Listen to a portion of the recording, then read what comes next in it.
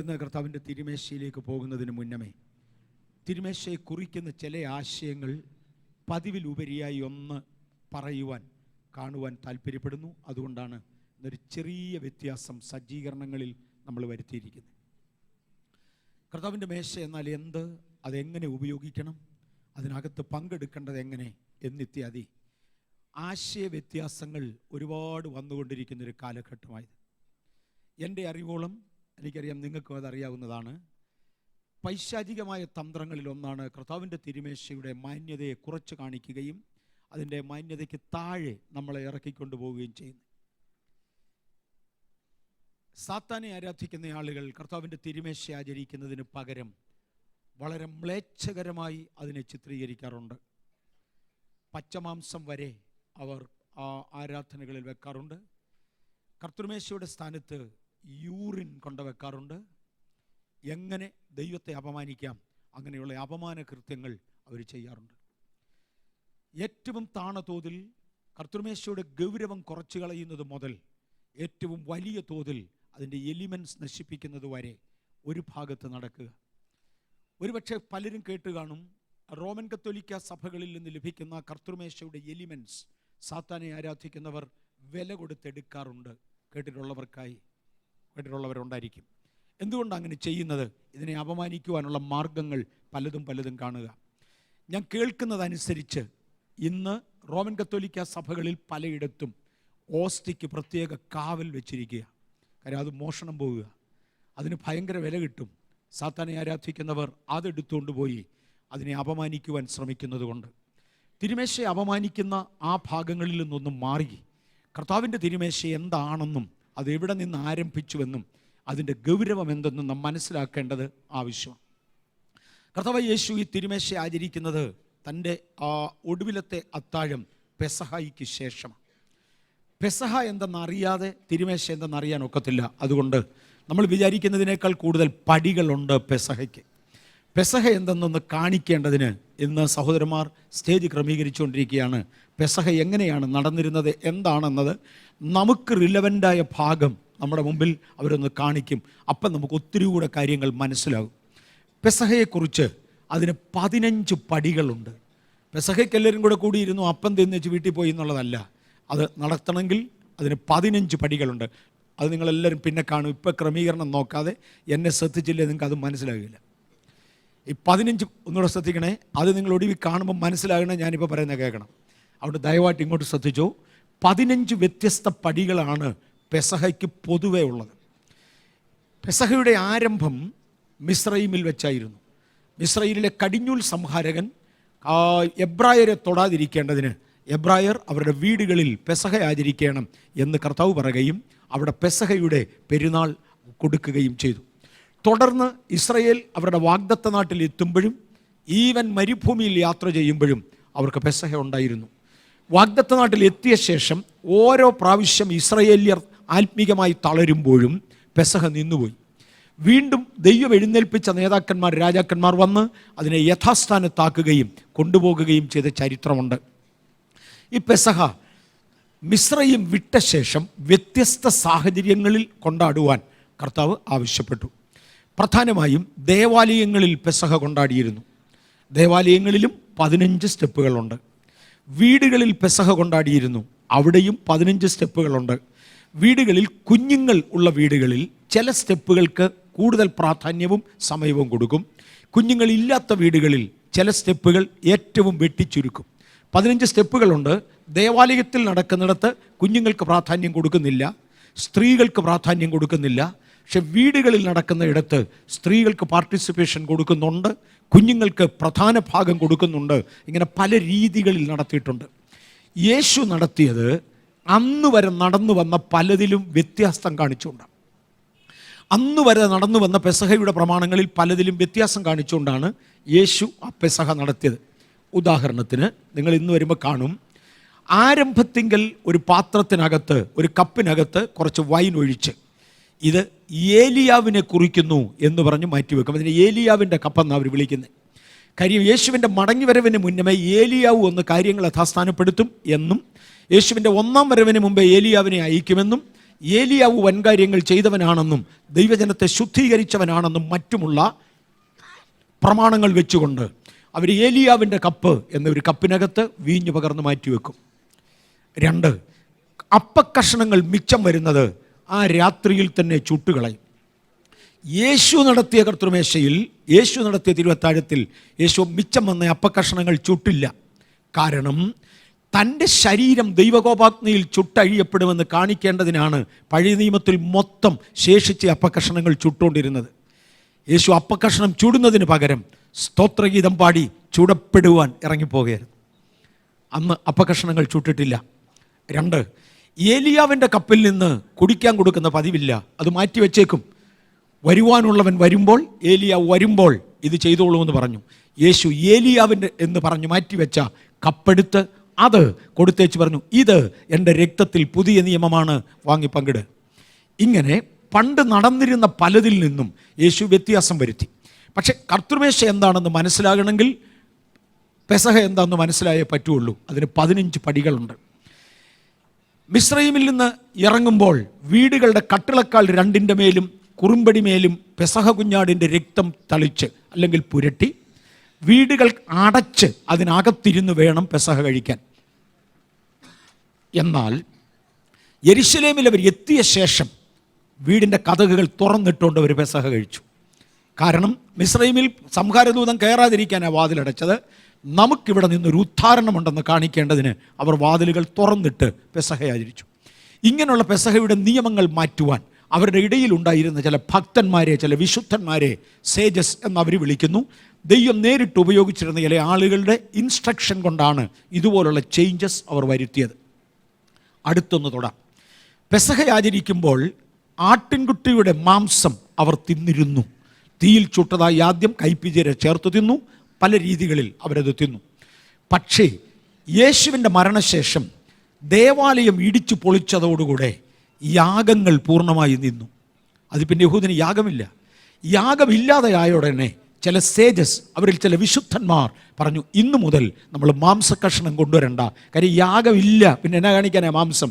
പെസഹയിൽ മാംസം ഇല്ലാതായി. പകരം അവർ മുട്ട വെച്ചു. ഇന്നും യഹൂദൻ പെസഹ ആചരിക്കുന്നുണ്ട്, മാംസമല്ല മുട്ടയാണ് അവർ ഉപയോഗിക്കുന്നത്. അവർ മുട്ട വെച്ചു. ഇങ്ങനെ ഒരുപാട് വ്യത്യാസങ്ങൾ പെസഹയുടെ പല ഭാഗങ്ങളിലായിട്ടുണ്ട്. കുട്ടികളുള്ള വീടുകളിൽ ഇതിൻ്റെ ഒരു പ്രത്യേക ഭാഗത്ത് ഇവിടെ അത് അനൗൺസ് ചെയ്യും, നിങ്ങൾ കണ്ടോണം. അത് നടക്കുമ്പോൾ കുട്ടികളുള്ള വീടുകളിൽ ആ കുട്ടികൾ 4 വ്യത്യസ്ത ചോദ്യങ്ങൾ മാതാപിതാക്കളോട് ചോദിക്കും. ഒന്ന്, ഈ രാത്രി എന്തുകൊണ്ട് വ്യത്യസ്തമാണ്? മറുപടി, ദൈവം നമ്മുടെ പിതാക്കന്മാരെ മിസ്രയീമിൽ നിന്ന് വിടുവിച്ചു വന്നതിൻ്റെ ഓർമ്മയ്ക്ക് വേണ്ടി ഈ രാത്രി പ്രത്യേകമാണ്. രണ്ടാമത്തെ ചോദ്യം, സാധാരണ രാത്രികളിൽ നമ്മൾ കയ്പുള്ളത് തിന്നാറില്ല, ഈ രാത്രിയിൽ എന്തുകൊണ്ട് കയ്പുള്ളത് തിന്നുന്നു? മറുപടി, സാധാരണ രാത്രികളിൽ നാം തിന്നുന്ന ആഹാരം സാധാരണമാണ്. ഇത് നമ്മുടെ പിതാക്കന്മാർ മിസ്രയീമിൽ അനുഭവിച്ച കഷ്ടപ്പാടിനെ കാണിക്കേണ്ടതിന് കയ്പ് തിന്നുന്നു. 4 ചോദ്യങ്ങൾ അവർ ചോദിക്കും. 4 ചോദ്യത്തിനും മറുപടി പറയണം. വീട്ടിലെ ഇളയ കുട്ടിയെ കൊണ്ടാണ്, ഇളയ ആൺകുട്ടിയെ കൊണ്ടാണ് സാധാരണ ഈ ചോദ്യങ്ങൾ ചോദിപ്പിക്കാറുള്ളത്. അടുത്തത്, വീട്ടിലെ മൂത്ത ആൺമകൻ നിർബന്ധമായി പെസഹയുടെ രാത്രിയിൽ ഉപവാസമായിരിക്കും. എല്ലാവരും പെസഹ കഴിക്കത്തില്ല. വീട്ടിലെ മൂത്ത ആൺമകൻ നിർബന്ധമായി പെസഹയുടെ ദിവസം ഉപവാസമായിരിക്കും. അവനത് കഴിക്കാനൊക്കത്തില്ല, അതിൽ പങ്കെടുക്കണം എന്ന് മാത്രം. ഇങ്ങനെ ഒരുപാട് നിയമങ്ങൾ അവർക്കുണ്ടായിരുന്നു. പെസഹ കൊടുക്കുന്നയാൾ, ഞങ്ങൾ ഇവിടുന്ന് കഴിവുള്ളിടത്തോളം റിസർച്ച് ചെയ്യാൻ വേണ്ടി യഹൂദന്മാരുടെ സൈറ്റുകളിൽ പോവുകയും നോക്കുകയും ഇന്ന് നടക്കുന്നത് എങ്ങനെ, അന്ന് നടന്നത് എങ്ങനെ, മോഡലുകൾ എങ്ങനെ, ഇതെല്ലാം ചെക്ക് ചെയ്യുകയും ചെയ്തിട്ടാണ് ഇന്ന് ബഹുലക്ഷങ്ങൾ കേൾക്കത്തക്കവണ്ണം ഈ പൊതുസ്ഥലത്ത് കാണത്തക്കവണ്ണവും ഇത് ഞങ്ങൾ അവതരിപ്പിക്കുന്നത്. കാര്യം ദൈവം എന്ത് ചെയ്തു, ഇതിനെക്കൊണ്ട് ദൈവം ഉദ്ദേശിക്കുന്നത് എന്ത് എന്ന് നാം വ്യക്തമായി അറിഞ്ഞേ മതിയാകുകയുള്ളൂ. വ്യത്യസ്ത മാധ്യമങ്ങളിൽ ശ്രദ്ധിക്കുന്നവരെ കിട്ടുന്ന ഒരു അസുലഭ അവസരമായിരിക്കും നിങ്ങൾക്കിത് കാണാം. പെസഹ നടത്തുന്ന വ്യക്തി പഴയ നിയമത്തിൽ വെളുത്ത നിറത്തിലുള്ള പ്രത്യേക വസ്ത്രം, ഞാൻ ഇട്ടിരിക്കുന്ന പോലെ ഒന്നുമല്ല, ഒരു ഓവറോൾ തന്നെ ഇതിൻ്റെ മുകളിൽ ധരിച്ചുകൊണ്ട്, എന്ന് പറഞ്ഞാൽ ഏറെക്കുറെ കഴുത്ത് മുതൽ കാൽമുട്ട് വരെ മറഞ്ഞു കിടക്കുന്ന ഒരു വെളുത്ത വസ്ത്രം ഇട്ടുകൊണ്ട് മാത്രമേ ഈ പെസഹ നടത്തുവാൻ പാടുള്ളൂ. അടുത്ത ചിലതിലേക്ക് പോകാം. സ്ത്രീകൾക്ക് പാർട്ടിസിപ്പേഷൻ കൊടുക്കേണ്ടതിന് വീടുകളിൽ വെച്ച് നടത്തുന്ന പെസഹകളിൽ 2 മെഴുകുതിരികൾ കത്തിച്ചു വെക്കും. ആ 2 കാൻഡിലുകൾ കത്തിക്കുന്നത് ആ വീട്ടമ്മയുടെ ജോലിയാണ്. അവൾ വന്ന് 1 മിനിറ്റ് പ്രാർത്ഥിക്കും. അടുത്തൊരു പദം ശ്രദ്ധിച്ചോണം. വീട്ടമ്മ വന്ന് മെഴുകുതിരി കത്തിക്കുമ്പോൾ കണ്ണ് അടച്ചു പിടിച്ചുകൊണ്ട് വേണം മെഴുകുതിരി കത്തിക്കാൻ. കൈകൊണ്ട് തപ്പിയായിരിക്കും മെഴുകുതിരി എവിടെയാണെന്ന് കാണുന്നത്. കണ്ണ് അടച്ചു പിടിച്ചുകൊണ്ട് വേണം മെഴുകുതിരി കത്തിക്കാൻ. കത്തിയെന്ന് ഉറപ്പ് വന്ന ശേഷമേ കണ്ണ് തുറക്കാവൂ. കാര്യം മെഴുകുതിരി കത്തുന്നത് അവൾ കാണാൻ പാടില്ല, അതിൻ്റെ ശോഭ മാത്രമേ കാണാവൂ. കാര്യം തൻ സ്ത്രീയാ. പുരുഷന്മാർ സ്ത്രീകളില്ലാത്ത വീടുകളിൽ നടത്തും. യേശു നടത്തിയെടുത്ത് സ്ത്രീകളില്ല, പുരുഷന്മാർ മാത്രമുള്ളിടത്ത് കണ്ണ് തുറന്നുകൊണ്ട് മെഴുകുതിരി കത്തിക്കാം. ഒത്തിരി ചട്ടങ്ങൾ ഇതിനുണ്ട്. ഇത് ചുമ്മാതെ തോന്നിയതുപോലെ വന്ന് എന്തേലും തിന്നു പോകുന്നതല്ല. പെസഹയ്ക്ക് ഒരുപാട് തത്വങ്ങളുണ്ട്. ദേവാലയത്തിൽ നടത്തുന്നത് വീടുകളിൽ നടത്തുന്നതിനേക്കാൾ തികച്ചും വ്യത്യസ്തമാണെന്ന് ഞാൻ പറഞ്ഞു. യേശു നടത്തുന്നത്, കർത്തൃമേശയിലേക്ക് ഞാൻ വേഗത്തിൽ നമ്മുടെ ശ്രദ്ധയെ കൊണ്ടുവരട്ടെ.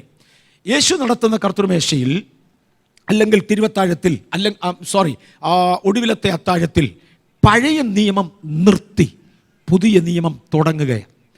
പണ്ടൊരു കവനന്റ് ഉണ്ടായിരുന്നു, ഒരു പഴയ നിയമമുണ്ടായിരുന്നു. ആ നിയമത്തിൽ ജനത്തെ വിടുവിക്കുന്ന ദൈവത്തെക്കുറിച്ച് അവർ വിളിച്ചു പറഞ്ഞുകൊണ്ടിരുന്നു.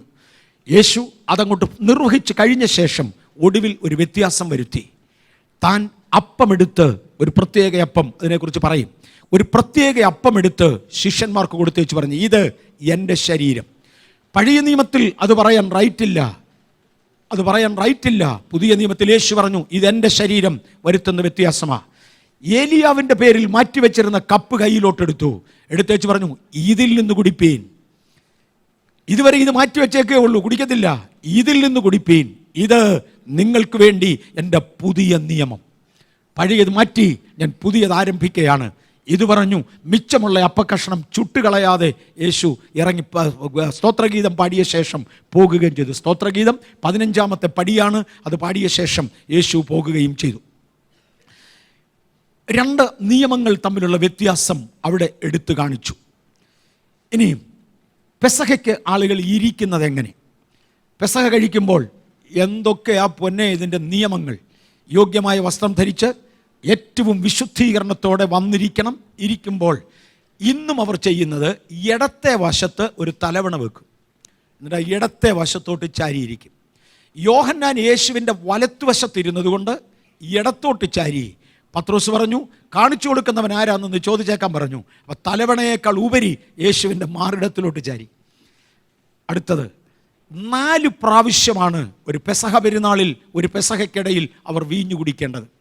ഓരോ പ്രാവശ്യം വീഞ്ഞു കുടിക്കുമ്പോഴും 4 വ്യത്യസ്ത ഉദ്ദേശങ്ങൾ അവർ പറഞ്ഞുകൊണ്ട്, ആ വ്യത്യസ്ത ഉദ്ദേശങ്ങളെ ഓർത്തുകൊണ്ട് ശുദ്ധീകരണം മുതൽ വരുവാനുള്ള വീണ്ടെടുപ്പ് വരെ കാണിച്ച് 4 പ്രാവശ്യം അവർ വീഞ്ഞു കുടിക്കണമായിരുന്നു. ഇതിനിടയിൽ 2 പ്രാവശ്യം ചാറിൽ മുക്കിയ ഭക്ഷണം ഭക്ഷിക്കണം. നമ്മുടെ മലയാള വേദപുസ്തകത്തിൽ യൂദായിക്ക് കൊടുത്തത് അപ്പം ചാറിൽ മുക്കി കൊടുത്തു എന്ന് എഴുതിയിരിക്കുന്നത്. 2 ഘട്ടങ്ങളിൽ ചാറിൽ മുക്കിയത് കൊടുക്കണം. ഒന്നാമത്തേത് ഒരു പച്ചക്കറിയാണ്, ഏറ്റവും കയ്പുള്ള ഒരു പച്ചക്കറി. എനിക്ക് എൻ്റെ പേര് പോലും അറിയാൻ വയ്യ. അതിലെഴുതിയിരിക്കുന്നത് ഒരു ചെറിയ നട്ടിൻ്റെ ഒരു പറങ്ങണ്ടിയുടെ വലിപ്പത്തിൽ അത് മുറിച്ച് അത് ഉപ്പുനീരിനകത്ത് മുക്കി വേണം തിന്നാൻ. അത് തിന്നുമ്പോൾ എല്ലാവൻ്റെയും കണ്ണിൽ കൂടെ വെള്ളം വരും. അതുപോലെ ഗ്യാസുള്ള എന്തോ ഒന്നാ, അത് തിന്നുമ്പോൾ എല്ലാവരുടെയും കണ്ണിൽ കൂടെ വെള്ളം വരും. അതിൻ്റെ കാഠിന്യം ഒന്ന് കുറയ്ക്കാൻ ആ ഉപ്പുനീരിനകത്ത് മുക്കി തിന്നുന്നത്. ഇത് തിന്നുമ്പോൾ പറയുന്നത്, നമ്മുടെ പിതാക്കന്മാർ മരുഭൂമിയിൽ മിസ്രയീമിൽ ഇതുപോലെ കഷ്ടപ്പെട്ട് കണ്ണുനീരോടെ അപ്പം തിന്നതാണ്. അതിൻ്റെ മടുവിലാണ് ദൈവം നമ്മെ വിടുവിച്ചതെന്ന്. ചിലരുടെ അഭിപ്രായത്തിൽ ഈ പച്ചക്കറി ഇത് 2ാം രംഗമാണ്. 2ാം രംഗം ഇത് മുക്കിയാണ് യൂദായിക്ക് കൊടുത്തത്. കാര്യം യൂദായിക്ക് അപ്പം കൊടുത്തു എന്ന് ബൈബിളിലില്ല. മലയാള വേദപുസ്തകത്തിൽ അങ്ങനെ എഴുതിയിട്ടുണ്ട്.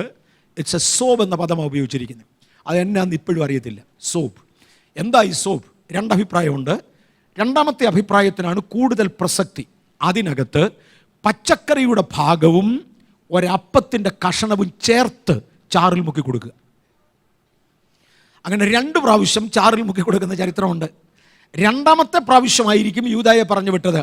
ഇത് കണ്ണം വാങ്ങി തിന്ന ഉടനെ യൂദാ പോയി. അടുത്ത പ്രശ്നം, തിരുവചനത്തിൽ പലയിടങ്ങളിലും വായിച്ചാൽ കാര്യം ടൈം സ്കെയിലിലല്ല എഴുതിയിരിക്കുന്നത്, അത് നടന്ന ഓർഡറിലല്ല എഴുതിയിരിക്കുന്നത്. ഓരോ കാര്യങ്ങൾ പ്രസൻറ്റ് ചെയ്യുകയായിരുന്നു. ഞാനിപ്പോൾ ഇന്നിവിടെ പറയുകയാണ്, ഇവിടെ ഇന്ന് നമുക്ക് സഭായോഗമുണ്ട്, പാട്ടുണ്ട്, പ്രാർത്ഥനയുണ്ട്. നമ്മൾ സാധാരണ പറയുന്നത് അങ്ങനെയല്ലയോ? പ്രസംഗമുണ്ട്, തിരുമേശയുണ്ട്. ആക്ച്വലി നമ്മൾ ആദ്യം പ്രാർത്ഥിച്ചുകൊണ്ടാണോ തുടങ്ങിയത്? പാടിക്കൊണ്ടാണോ തുടങ്ങിയത്? അല്ല, പ്രാർത്ഥിച്ചുകൊണ്ടാണ്. അത് ടൈം സ്കെയിലല്ല. നിങ്ങൾ ആരാധനയ്ക്കോട്ട് എന്തൊക്കെ ഉണ്ടായിരുന്നു? പ്രസംഗം ഉണ്ടായിരുന്നു, പാട്ടുണ്ടായിരുന്നു, പ്രാർത്ഥനയുണ്ടായിരുന്നു, തിരുവത്താഴം ഉണ്ടായിരുന്നു. ഇത് ഓർഡറിലല്ല പറയുന്നത്, കാര്യങ്ങളുടെ ആകെ സ്വരൂപമാണ്. ഇതുപോലെ യോഹന്നാൻ്റെ സുവിശേഷങ്ങളിൽ യേശു ചെയ്ത കാര്യങ്ങളുടെ ആകെ തുകയാണ് പറഞ്ഞത്. ഇതിനകത്ത് യേശു പറയുന്നുണ്ട്, എൻ്റെ കൂടെ കൈ താലന്തിൽ മുക്കുന്നവനാണ് എന്നെ കാണിച്ചു കൊടുക്കാൻ പോകുന്നത്. വേറെടുത്ത് പറയുന്നുണ്ട്, എന്നെ കാണിച്ചു കൊടുക്കുന്നവൻ്റെ കൈ എൻ്റെ അരികിൽ മേശപ്പുറത്ത് തന്നെ ഉണ്ട്. ഇതെല്ലാം സത്യമാണ്. പക്ഷേ യഥാർത്ഥ ശരീരത്തെ ചിത്രീകരിക്കുന്ന ഭാഗം ഭക്ഷിക്കുന്നതിന് മുന്നമേ യൂദായെ പറഞ്ഞയച്ചു. ഇന്ന് നിങ്ങളത് കാണും. അതൊക്കെ കാണാൻ വേണ്ടിയാണ് നമ്മളിത് ചെയ്യുന്നത്. 15 ഘട്ടങ്ങൾ. യൂദായിക്ക് കർത്തൃമേശ കൊടുത്തിട്ടില്ല. കാര്യം അവൻ യേശുവിനെ കാണിച്ചു കൊടുക്കാൻ പോകുന്നവനാ. അവൻ അറിഞ്ഞും കൊണ്ട് പാപം ചെയ്യുന്നവനാ. മത്തായിയുടെ സുവിശേഷം നമ്മൾ വായിച്ചു വരുമ്പോൾ യഹൂദന്മാരുടെ നേതാക്കന്മാരുടെ ഇടയിൽ യേശുവിനെ പിടിക്കണം എന്നൊരു തീരുമാനമായി. ഒരു പരസ്യസ്ഥലത്ത് വെച്ച് പിടിച്ചാൽ നാട്ടുകാർ എതിർക്കും. കാര്യം ഇത്രയും അത്ഭുതങ്ങൾ ചെയ്യുന്നവനെ പരസ്യമായി പിടിക്കാൻ ഒക്കത്തില്ല. അതുകൊണ്ട് എവിടെയെങ്കിലും ഒരു രഹസ്യ സ്ഥലത്ത് വെച്ച് ആരും അറിയാതെ ഉപായത്താൽ പിടിച്ച് ജനം അറിയുന്നതിന് മുമ്പേ ഇവനെ പീലാത്തോസിൻ്റെ അവിടെ എത്തിക്കണം. പിന്നെ ആർക്കും ഒന്നും ചെയ്യാനൊക്കത്തില്ല, അത് റോമൻ ഗവൺമെൻറ്. ഇങ്ങനെ ഉപായത്താൽ പിടിക്കാൻ തക്കം നോക്കി. ഈ പരുവത്തിനാണ് യൂദാ കയറി വീഴുന്നത്. യൂദായും ഈ ആലോചന അവിടെ നടന്നുകൊണ്ടിരിക്കുമ്പോഴാണ് യേശു ഒരു കുഷ്ഠരോഗിയായിരുന്ന ശിമോൻ്റെ വീട്ടിൽ പോയി പന്തിക്കിരുന്നത്. ശ്രദ്ധിച്ച് കേട്ടോണ് ഓർഡർ.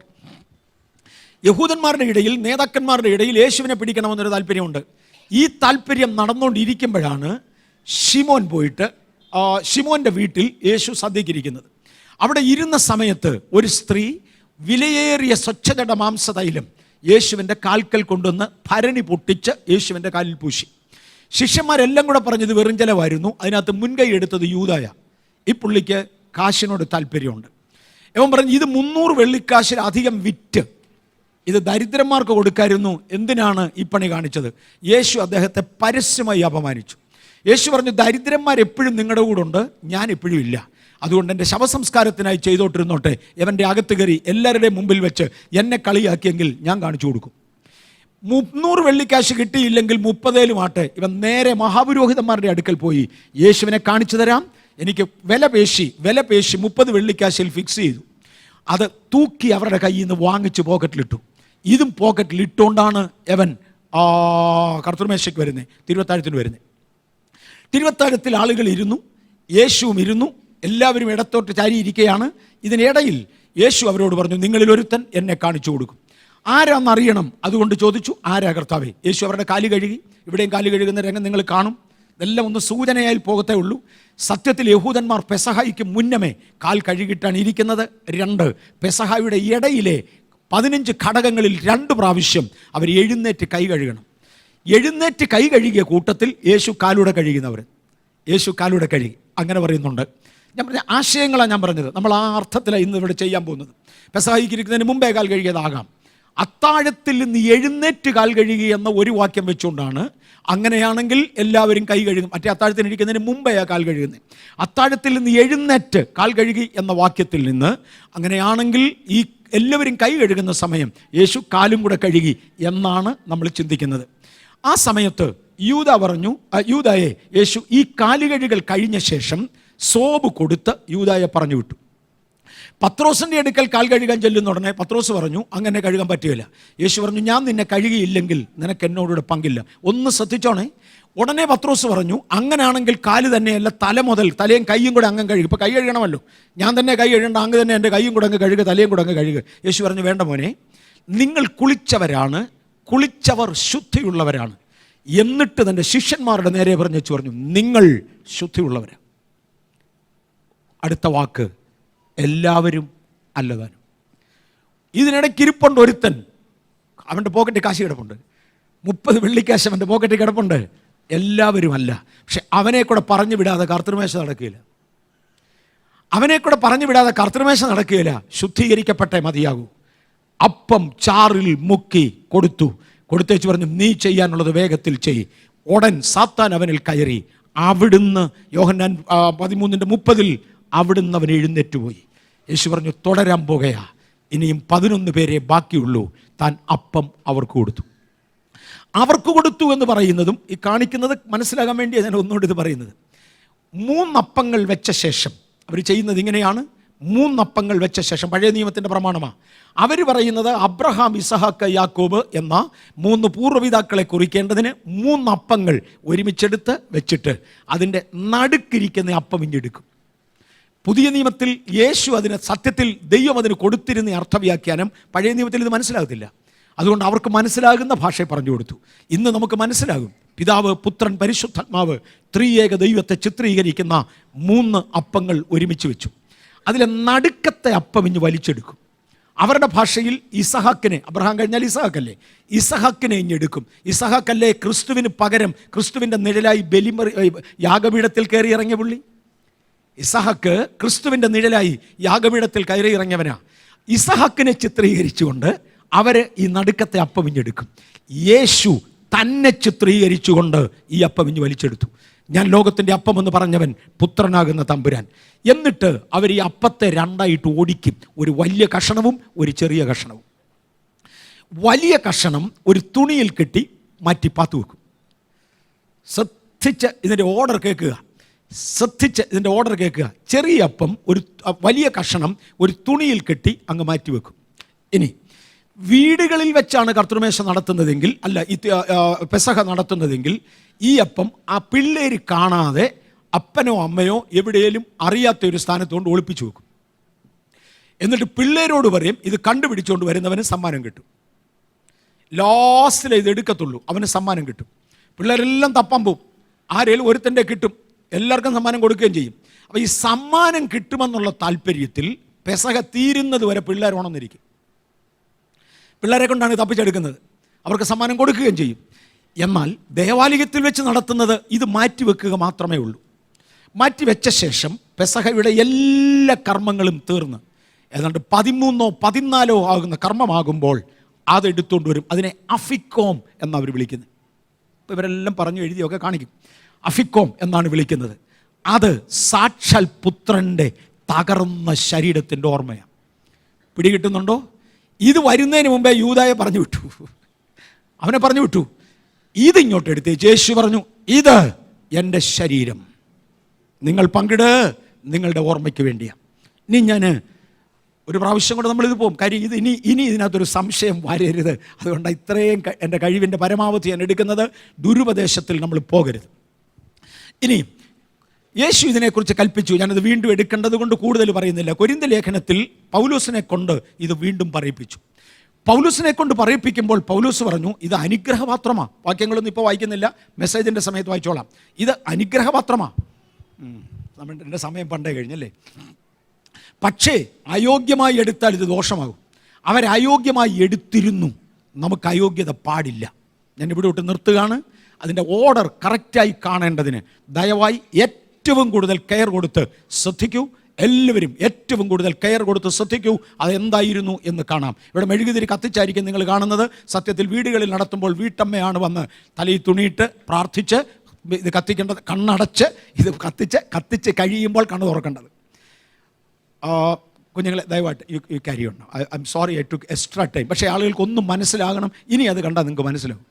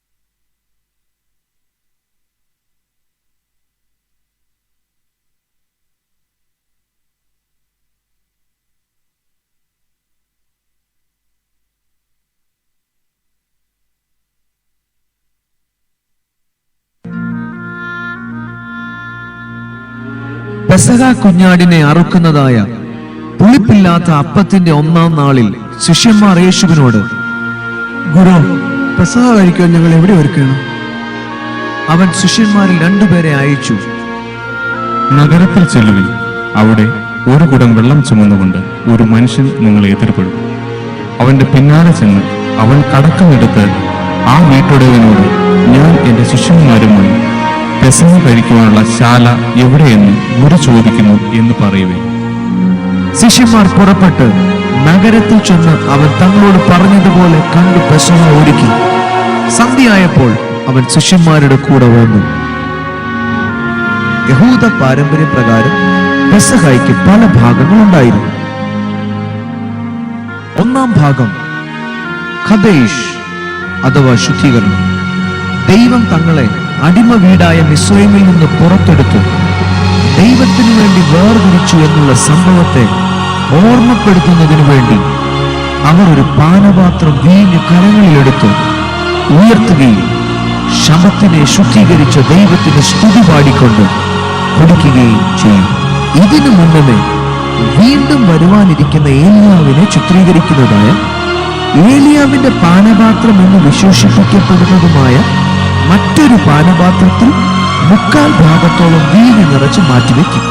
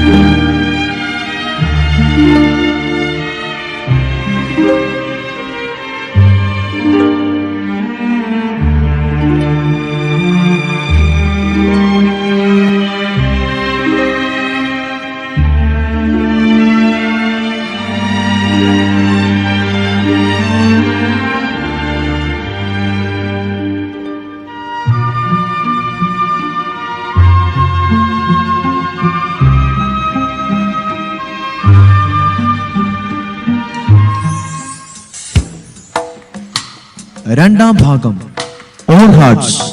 പെസഹയിൽ പങ്കെടുക്കുന്ന ഓരോരുത്തരും തങ്ങളുടെ കൈ കഴുകുന്നു.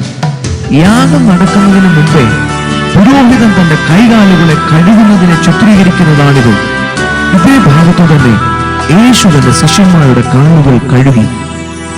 യേശു അത്താഴത്തിൽ നിന്ന് എഴുന്നേറ്റ് വസ്ത്രം മാറ്റിവെച്ച് ഒരു തുവർത്തെടുത്ത് അരയിൽ ചുറ്റി ഒരു പാത്രത്തിൽ വെള്ളം പകർന്ന് ശിഷ്യന്മാരുടെ കാൽ കഴുകുവാനും അരയിൽ ചുറ്റിയിരുന്ന തുണി കൊണ്ട് തുവർത്തുവാനും തുടങ്ങി.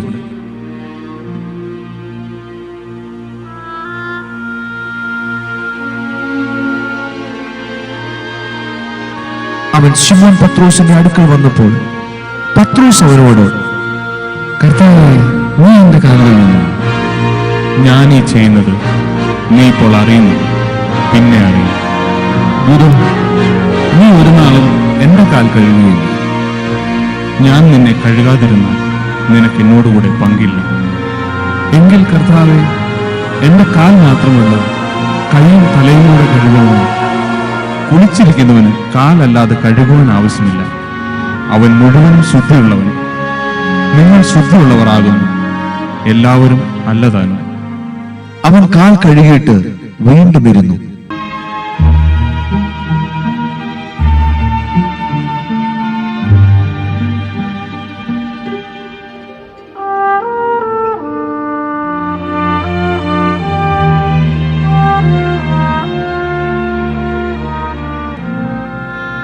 മൂന്നാം ഭാഗം ഖർപാഷ്.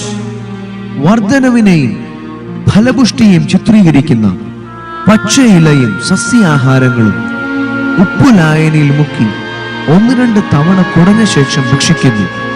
തങ്ങൾ മിസ്രൈമിൽ അനുഭവിച്ച കഷ്ടതയെയും കണ്ണുനീരിനെയും കാണിക്കുന്നതാണ് ഉപ്പുലായനി.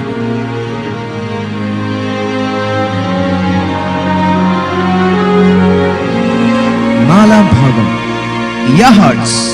പഴയ നിയമത്തിൽ അബ്രഹാമിനെയും ഇസ്ഹാക്കിനെയും യാക്കോബിനെയും, പുതിയ നിയമത്തിൽ ത്രിയേക ദൈവം അഥവാ പിതാവ്, പുത്രൻ, പരിശുദ്ധാത്മാവിനെയും കാണിക്കുന്നതായ 3 അപ്പമെടുത്ത് അതിൽ നടുവിലത്തെ അപ്പത്തെ 2ആയി നുറുക്കി ഒരു ഭാഗം വെള്ളത്തുണിയിൽ പൊതിഞ്ഞ് മറച്ചു വെക്കുന്നു. ഈ അപ്പക്കഷ്ണം വരുവാനിരിക്കുന്ന മശിഹായെ ചിത്രീകരിക്കുന്നു.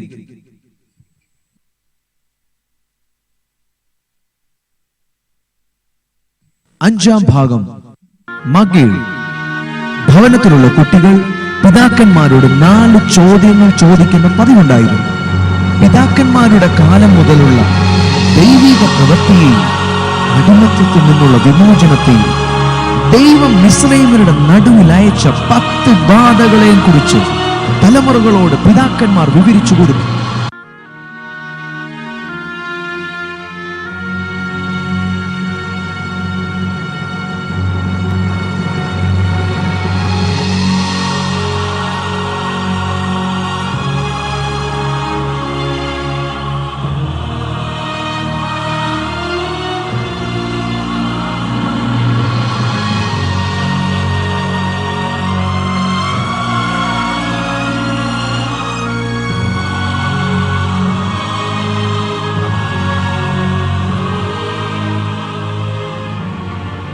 ഓരോ ബാധകളെ കുറിച്ച് വിവരിക്കുമ്പോൾ അവർ ഓരോ തുള്ളി വീഞ്ഞ് പാത്രത്തിൽ തളിക്കും. തുടർന്ന് സ്തോത്രഗീതങ്ങൾ ആലപിക്കും. മിസ്രയീമിന്റെ അടിമത്തത്തിൽ നിന്ന് ദൈവം തങ്ങളെ വിടുവിച്ചു എന്ന് ചിത്രീകരിക്കുന്ന ഒരു പാനപാത്രം വീഞ്ഞ് കുടിക്കുകയും ചെയ്യും. ഇത് ലോകത്തിന്റെ പാപങ്ങൾ ചുമക്കുന്ന ദൈവത്തിന്റെ കുഞ്ഞാടിനെയും യേശുവാണ് നമ്മുടെ പാപങ്ങൾക്ക് വേണ്ടി അറുക്കപ്പെട്ട പെസഹ കുഞ്ഞാടെന്നും കാണിക്കുന്നു. ആറാം ഭാഗം. റാഡ്സ. അപ്പം നുറുക്കുന്നതിന് മുമ്പേ കൈ കഴുകുകയും ദൈവത്തെ സ്തുതിക്കുകയും ചെയ്യുന്നു.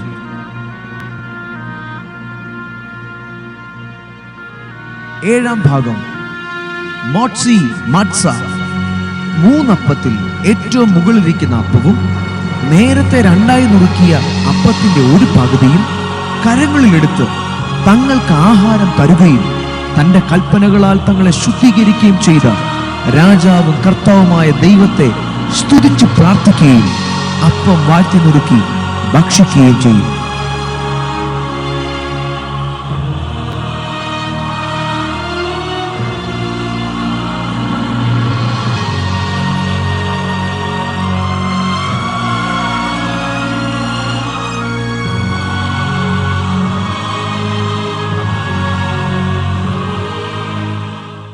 എട്ടാം ഭാഗം. ഖോരഖ്. 3 അപ്പത്തിൽ ഏറ്റവും അടിയിലെ അപ്പം എടുത്ത് നുറുക്കുകയും അപ്പത്തോടുകൂടെ മാറൂർ അഥവാ നല്ല കയ്പുള്ള ചീരയും ഒരുമിച്ചെടുത്ത് ഖാരോസേത്ത് എന്ന ഒരു മിശ്രിതത്തിൽ മുക്കി കഴിക്കുന്നു. ആപ്പിൾ കഷ്ണങ്ങളും തേനും വീഞ്ഞും ചേർന്നൊരു മിശ്രിതമാണ് ഖാരോസേത്ത്. ഇത് തങ്ങൾ മിസ്രൈമിൽ വെച്ച് വളരെ കൈപ്പേറിയ അധ്വാനത്തിലൂടെ ഇഷ്ടിക ചുട്ട് ഉപജീവനം നടത്തിയതിനെ ചിത്രീകരിക്കുന്നു. യേശു. ആമേൻ, ആമേൻ. ഞാൻ നിങ്ങളോട് പറയുന്നു, നിങ്ങളിൽ ഒരുത്തൻ എന്നെ കാണിച്ചു കൊടുക്കും. ഇത് ആരെക്കുറിച്ച് പറയുന്നുവെന്ന് ശിഷ്യന്മാർ സംശയിച്ചു. തമ്മിൽ നോക്കി. ശിഷ്യന്മാരിൽ വെച്ച് യേശു സ്നേഹിച്ച ഒരുത്തൻ യേശുവിന്റെ മാർവത്ത് ചാരിക്കൊണ്ടിരുന്നു. ശിമോൻ പത്രോസ് അവനോട് ആംഗ്യം കാട്ടി.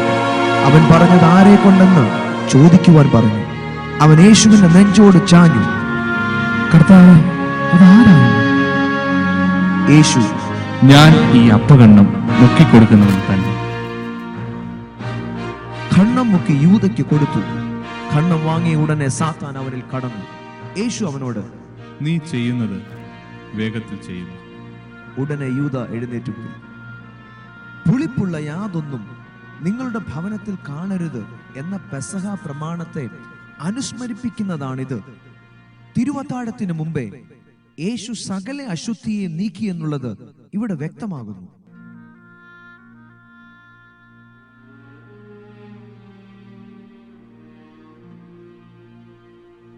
ഒൻപതാം ഭാഗം.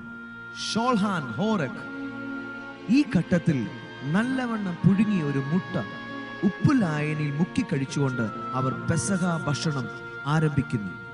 ഇത് പുരോഹിതൻ പ്രാകാരത്തിൽ യാഗമൃഗത്തെ അറുക്കുന്നതിനെ കാണിക്കുന്നു. 10ാം ഭാഗം. ജാഫുൻ.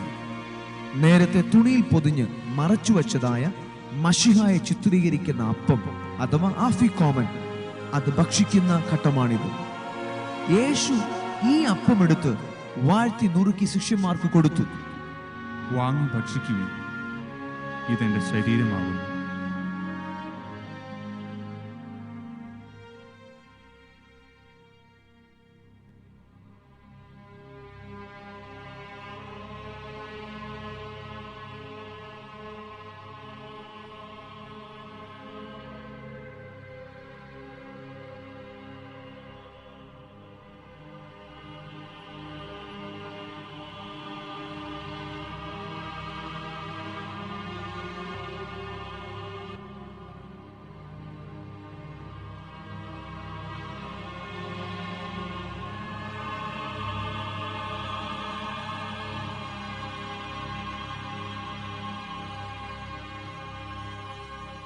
ശിഷ്യന്മാർ വാങ്ങി ഭക്ഷിച്ചു.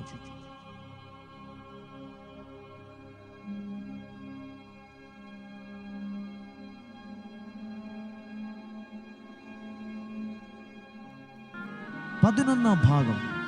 ബാരക്ക് തങ്ങൾ കഴിച്ച പെസഹ ഭക്ഷണത്തെ ഓർത്ത് ദൈവത്തെ സ്തുതിക്കുകയും ദൈവം തന്റെ കരം നീട്ടി തങ്ങളെ വിടുവിച്ചതിനെ ഓർമ്മപ്പെടുത്തുന്ന ഒരു പാനപാത്രം വീഞ്ഞു കുടിക്കുകയും ചെയ്യുന്നു.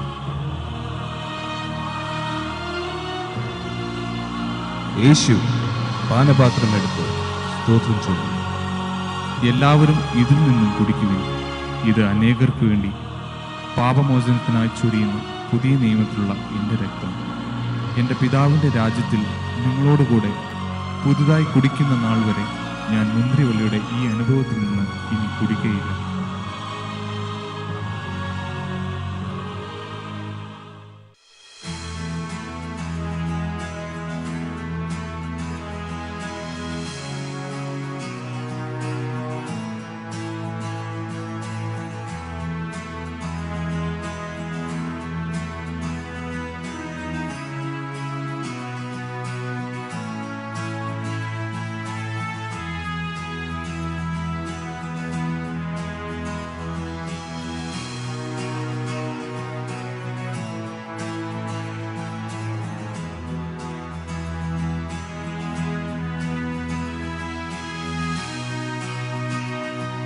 ഇവിടെ രണ്ട് നിയമങ്ങൾ തമ്മിൽ വേർപിരിയുന്നു. പഴയ നിയമത്തിലെ പെസഹായും പുതിയ നിയമത്തിലെ യേശുവിന്റെ യാഗവും.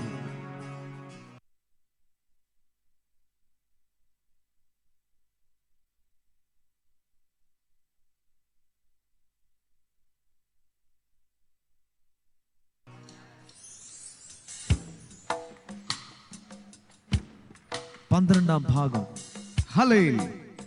ദൈവം തങ്ങളെ വിടുവിച്ചതിനെ ഓർത്ത് ദൈവത്തെ സ്തുതിക്കുകയും തുടർന്ന് ദൈവം തങ്ങളെ തന്റെ ജനമാക്കി വീണ്ടെടുക്കുമെന്നുള്ള വാഗ്ദത്തത്തെ ഓർമ്മപ്പെടുത്തുന്ന ഒരു പാനപാത്രം വീഞ്ഞ് കുടിക്കുകയും ചെയ്യുന്നു.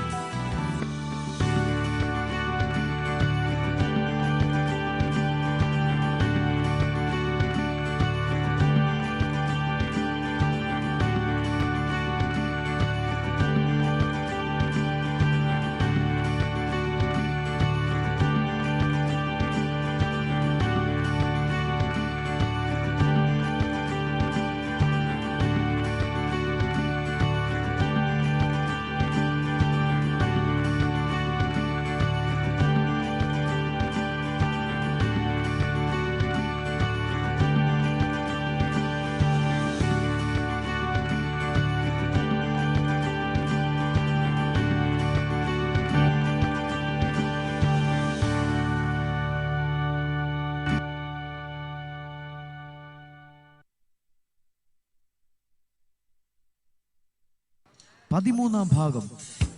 നീർച്ച. പെസഹ ആചരണത്തിന്റെ അവസാന ഭാഗമായ ഈ സമയത്ത് സ്തുതിഗീതങ്ങൾ പാടുകയും നൃത്തം ചെയ്യുകയും ചെയ്യുന്നു. യേശുവും ശിഷ്യന്മാരും സ്തോത്രം പാടിക്കൊണ്ട് ഒലിവുമലയ്ക്ക് പുറപ്പെട്ടു.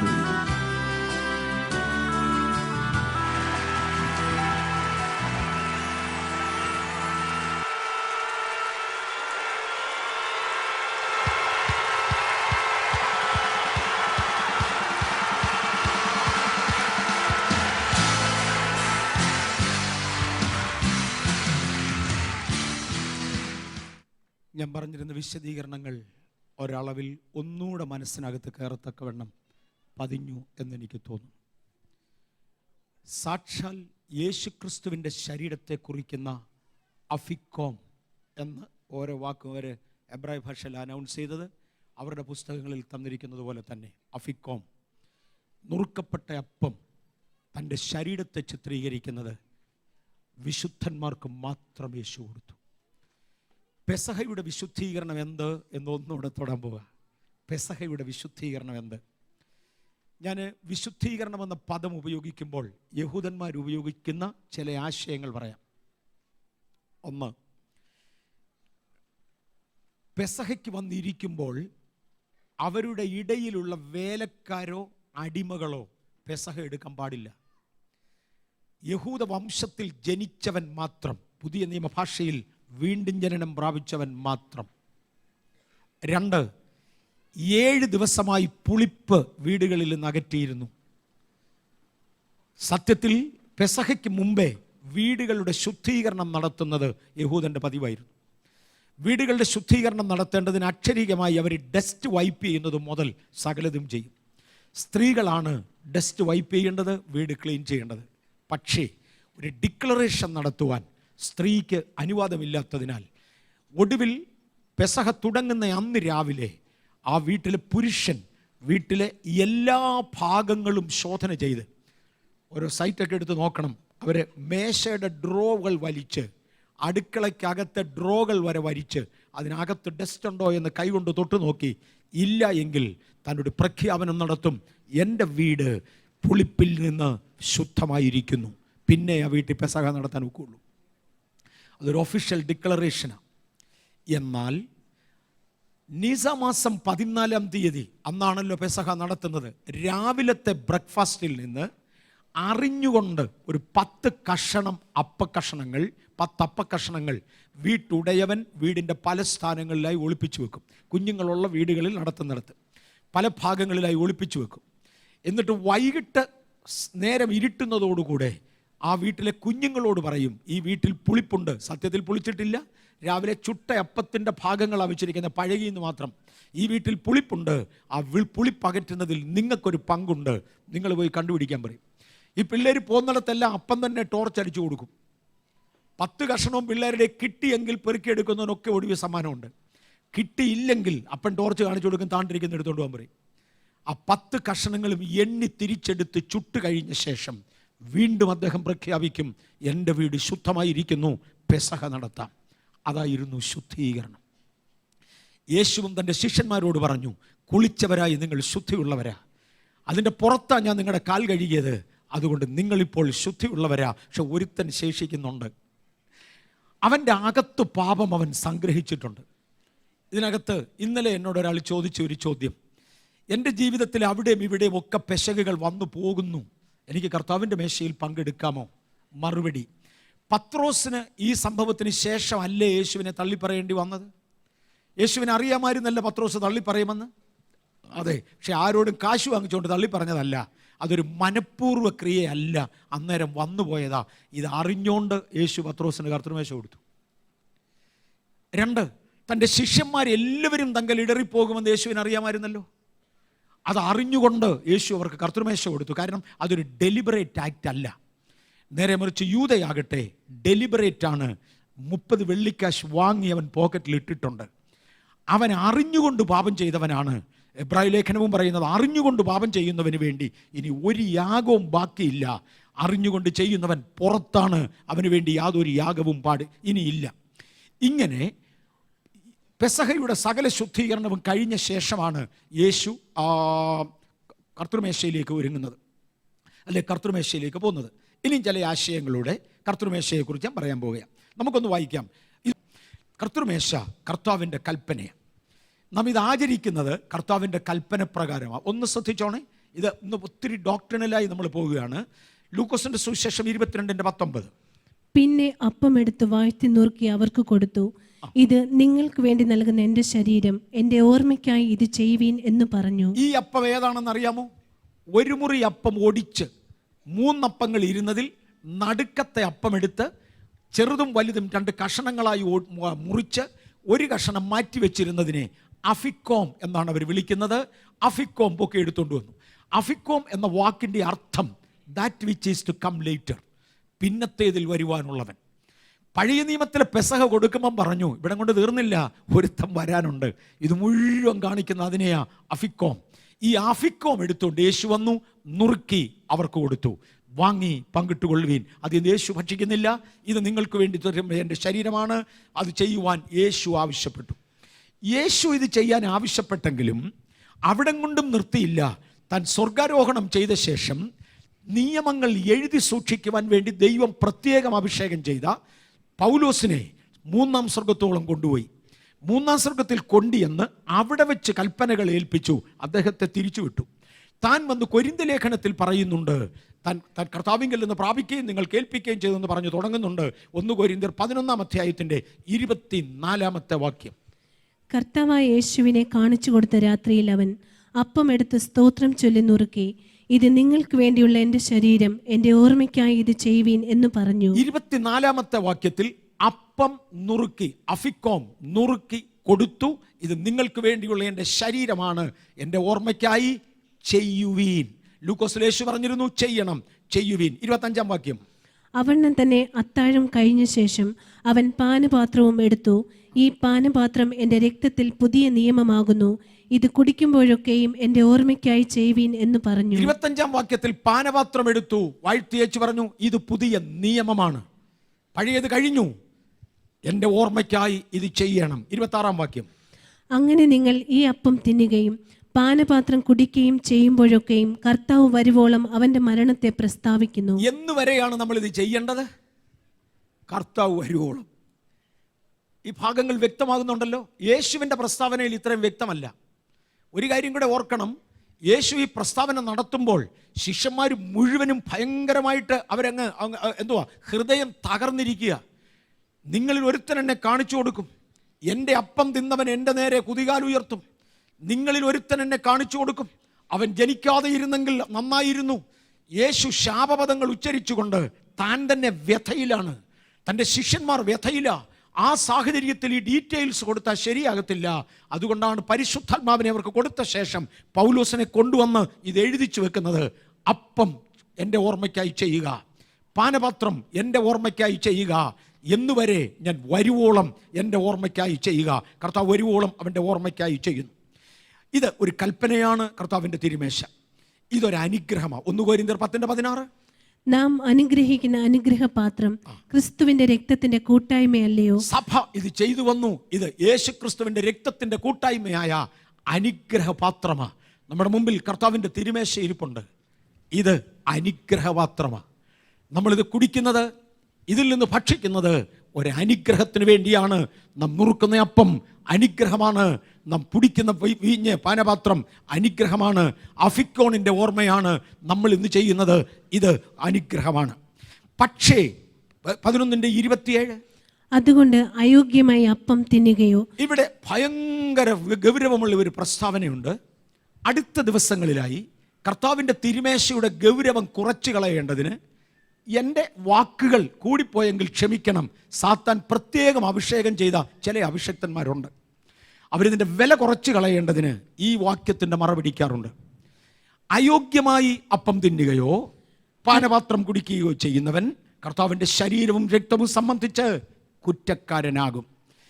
ഇനിയും 30-ാമത്തെ വാക്യം നോക്കിക്കാട്ടെ. എന്തോ അതിൻ്റെ ശിക്ഷ. ഇത് ഹേതുവായി നിങ്ങളിൽ പലരും ബലഹീനരും രോഗികളുമാകുന്നു എന്ന് പറഞ്ഞ കൊരിന്ത് സഭയിൽ പലരും ബലഹീനരാകുന്നു, കൊരിന്ത് സഭയിൽ പലരും രോഗികളാകുന്നു. എന്താ കാരണം? നിങ്ങൾ അയോഗ്യമായി അപ്പം എടുക്കുകയാണ്. എന്തായിരുന്നു കൊരിന്ത് സഭയിലെ അയോഗ്യത? ഇവിടെയാണ് ഒത്തിരി ഫൗൾ പ്ലേ നടക്കുന്നത്. എന്തായിരുന്നു കൊരിന്ത് സഭയിലെ അയോഗ്യത? കൊരിന്ത് സഭയിൽ അവർ ആഹാരം കഴിക്കുവാൻ വീടുകൾ ഉപയോഗിക്കാതെ ആഹാരം കഴിക്കേണ്ടതിന് പൊതുസ്ഥലത്തേക്ക് ഒരുമിച്ച് കൊണ്ടുവരും, പള്ളി കൊണ്ടുവരും. ഒരുത്തൻ അവൻ്റെ സമൃദ്ധി മറ്റുള്ളവനെ കാണിക്കേണ്ടതിന് ഏറ്റവും റിച്ച് ഫുഡ് കൊണ്ടുവരും. അവൻ തിന്നു കുടിച്ച് ലഹരിയോടുകൂടെ അവിടെ ഇരിക്കും. സാധുവും പാവപ്പെട്ടവനും കഴിക്കാൻ അത്രയൊന്നും ഇല്ല. അവനുള്ള ചുരുക്കത്തിൽ നിന്ന് അല്പത്തിൽ നിന്ന് അവൻ കൊണ്ടുവരും. അവൻ ലഹരിയില്ലാതെയും വിശന്നുമിരിക്കും. ഇതിനെ അവർ കർത്തൃമേശ എന്ന് വിളിച്ചു. കർത്താവായ യേശുവിൻ്റെ ഒടുവിലത്തെ അത്താഴമായിരുന്നല്ലോ, അതുകൊണ്ട് ഇത് ഒരു അത്താഴമാക്കിക്കോട്ടെ. അവരവരുടെ അത്താഴം വെവ്വേറെ അവർ കൊണ്ട് കഴിച്ചു. പൗലോസ് പറഞ്ഞു, ഇതിനകത്ത് ഞാൻ നിങ്ങളെ പ്രശംസിക്കുന്നില്ല, നിങ്ങൾ ചെയ്യുന്നതിൽ തെറ്റുണ്ട്. നിങ്ങൾ ഇത് കാരണമാണ് നിങ്ങളിൽ പലരും ബലഹീനരും നിങ്ങളിൽ പലരും രോഗികളുമായി തീരുന്നത്. അയോഗ്യമായിട്ടാണ് നിങ്ങളിത് തിന്നുന്നത്. ഇത് നിങ്ങൾക്ക് സംഭവിക്കുന്നു. എന്തൊക്കെയായിരുന്നു അവരുടെ അയോഗ്യത? ഒന്നാമത്തെ അവരുടെ അയോഗ്യത, ഇത് യേശുവിൻ്റെ ശരീരത്തെ ചിത്രീകരിക്കുന്നു എന്ന ഓർമ്മയില്ലാതെ അവനവൻ്റെ ഗമ കാണിക്കാൻ വേണ്ടി അത്താഴമെന്ന തെറ്റിദ്ധാരണയിൽ അവർ കഴിച്ചു. ഇന്ന് ദുരുപദേശത്തിൻ്റെ തുടക്കം ഈ വാക്യത്തിൽ നിന്നാണ്. എന്തായിരുന്നു അവരുടെ പ്രശ്നം? അവരുടെ ഒന്നാം പ്രശ്നം, ഇത് യേശുവിൻ്റെ ശരീരമാണ്, രക്തമാണ് എന്ന ഓർമ്മയില്ലാതെ അതിൻ്റെ ഓർമ്മ, ശരീരം രക്തവുമെന്നല്ല, അതിൻ്റെ ഓർമ്മയ്ക്ക് വേണ്ടിയാണ്, അതിനെ ചിത്രീകരിക്കുവാനാണ് എന്ന ഓർമ്മയില്ലാതെ അവർ ഭക്ഷിച്ചു. ഇതായിരുന്നു അവരുടെ ഒന്നാമത്തെ പ്രശ്നം. 11 അധ്യായം 18 വാക്യം. ഒന്നാമത് നിങ്ങൾ സഭ കൂടുമ്പോൾ നിങ്ങളുടെ ഇടയിൽ ഭിന്നത ഉണ്ടെന്ന് ഞാൻ കേൾക്കുന്നു. നിങ്ങൾ ഭിന്നതയുള്ളവരായിട്ടാണ് ഇരിക്കുന്നത്. നിങ്ങൾ അശുദ്ധരാ, നിങ്ങൾ ഭിന്നതയോടുകൂടെയാണ് ഇരിക്കുന്നത്. നിങ്ങൾക്ക് കർത്താവിന്റെ തിരുമേശ എടുക്കാനുള്ള യോഗ്യതയില്ല. 22 വാക്യം. തിന്നുവാനും കുടിപ്പാനും നിങ്ങൾക്ക് വീടുകളില്ലയോ? അല്ല, ദൈവത്തിന്റെ സഭയെ നിങ്ങൾ തുച്ഛീകരിച്ച്. അവിടുത്തെ ധനവാന്മാരെ നോക്കിക്കൊണ്ട്, ആ വലിയത് കൊണ്ട് കഴിക്കുന്നവരെ നോക്കിക്കൊണ്ട് പറയുകയാണ്, നിങ്ങൾ ദൈവസഭയെ തുച്ഛീകരിക്കുന്നുവോ? ഒന്ന്, നിങ്ങളുടെ ഇടയിൽ ഭിന്നത. ഒന്ന്, നിങ്ങൾ ഇത് എന്തെന്ന് ഓർക്കാതെ തിന്നുന്നു. 2, നിങ്ങളുടെ ഇടയിൽ ഭിന്നത. 3, നിങ്ങൾ പാവപ്പെട്ടവനെ തുച്ഛീകരിക്കുന്നു. താവട്ട് വായിച്ചു. തുച്ഛീകരിച്ച് ഇല്ലാത്തവരെ ലജ്ജിപ്പിക്കുന്നു. ഇല്ലാത്തവനെ ലജ്ജിപ്പിക്കുന്നു. ഞാൻ വലിയവൻ എന്ന് പറഞ്ഞ് ഗമയടിക്കുന്നു. നിങ്ങൾ വിശുദ്ധരായിട്ടല്ല, സ്വയം ഉയർത്തുന്നവരായി, പാവപ്പെട്ടവനെ ലജ്ജിപ്പിച്ചുകൊണ്ട്, സമ്പന്നനെ സ്വയം ഉയർത്തിക്കൊണ്ട് നിങ്ങൾ ഈ തിരുമേശയ്ക്ക് പകരം നിങ്ങളുടെ അത്താഴം കഴിക്കുന്നു. ചുരുക്കത്തിൽ 1, നിങ്ങൾ ഇത് എന്തിനെന്ന് ഓർക്കാതെ ഭക്ഷിക്കുന്നു. 2, നിങ്ങൾ ദൈവിക വിശുദ്ധിയിലല്ല, അശുദ്ധരായി ഭക്ഷിക്കുന്നു. കണ്ടക്ട് ചെയ്യുന്ന മാനർ, ആ പദം ഗൗരവമാണ്. മാനർ. ഞാൻ ആരുടെയും പേരെടുത്ത് ഉദ്ധരിക്കാൻ ആഗ്രഹിക്കുന്നില്ല. തിരുവചനത്തിൽ പറയുന്നത് കണ്ടക്ട് ചെയ്ത, അല്ലെങ്കിൽ ഇത് കണ്ടക്ട് ചെയ്യുന്ന, ഇത് കൊണ്ടാടുന്ന മാനേഴ്സ് എന്താണ്? 1, ഇതെന്തിനെന്നറിയാതെ ചെയ്യുന്നു. 2, സഭയെ തുച്ഛീകരിച്ചുകൊണ്ട്, ചിലർ ഗമയെടുത്തുകൊണ്ട്, വേറെ ചിലർ മറ്റവനെ താഴ്ത്തിക്കെട്ടിക്കൊണ്ട്, വ്യത്യാസങ്ങൾ കാണിച്ചുകൊണ്ട്, നിങ്ങളുടെ സ്വന്തം ഇഷ്ടത്തിന് വേണ്ടി നിങ്ങൾ ഇതെടുക്കുന്നു. ആകയാൽ നിങ്ങൾ ശിക്ഷിക്കപ്പെടുന്നു. നാം ഇതിൽ നിന്ന് അകന്നിരിക്കണം. ഇതിൽ നിന്ന് അകന്നിരിക്കണമെങ്കിൽ നാം എന്തെല്ലാം ചെയ്യണം? 1, യോഗ്യമായി നടത്തണം. യേശു നടത്തിയത് യോഗ്യമായിട്ടാണോ എന്ന് നമുക്കൊന്ന് ചിന്തിക്കാം. യേശു നടത്തിയത് നമ്പർ 1 പെസഹയുടെ ശേഷമാണ്. പെസഹ ശുദ്ധീകരണത്തിൻ്റെ അങ്ങേ അറ്റം കാണിക്കുന്നതാണ്. എന്ന് പറഞ്ഞാൽ വേർപാട് complete.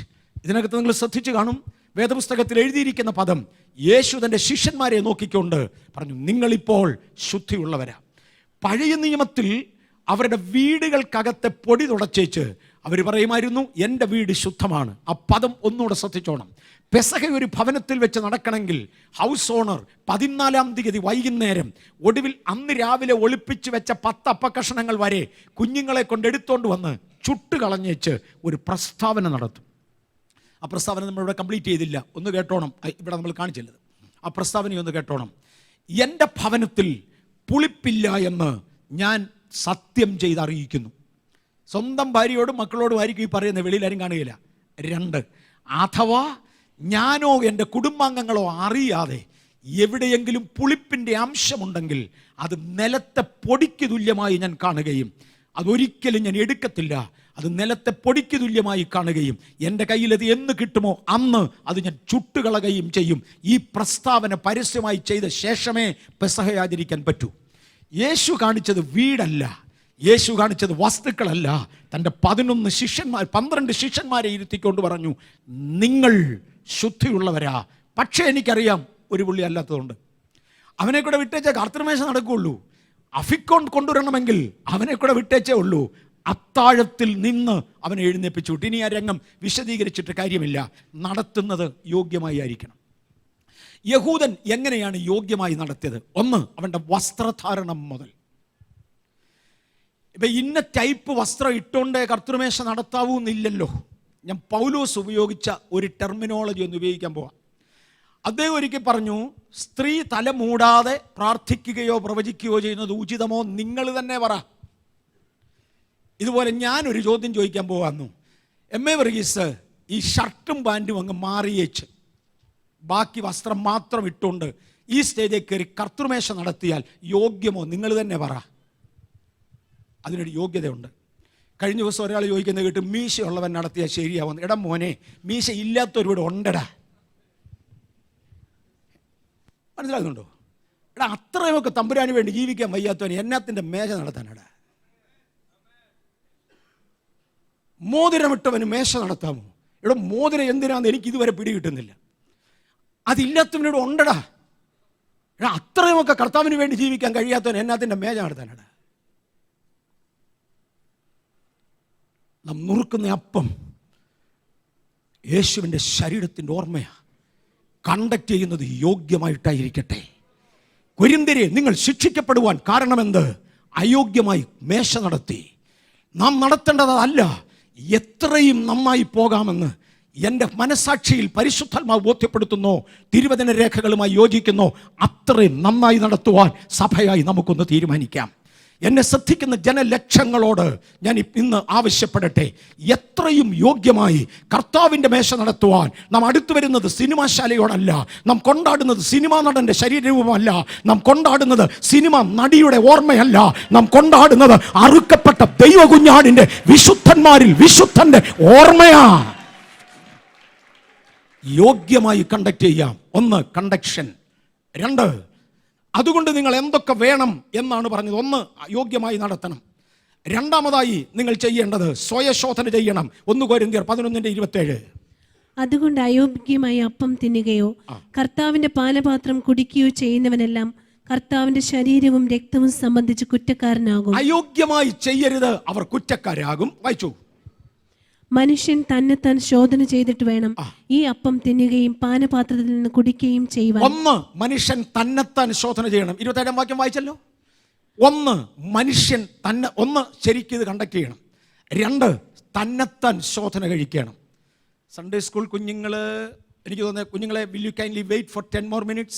Sunday school students, an exception today. I request the Sunday school teachers, give them permission for 10 more minutes. Let me complete this. They should know it.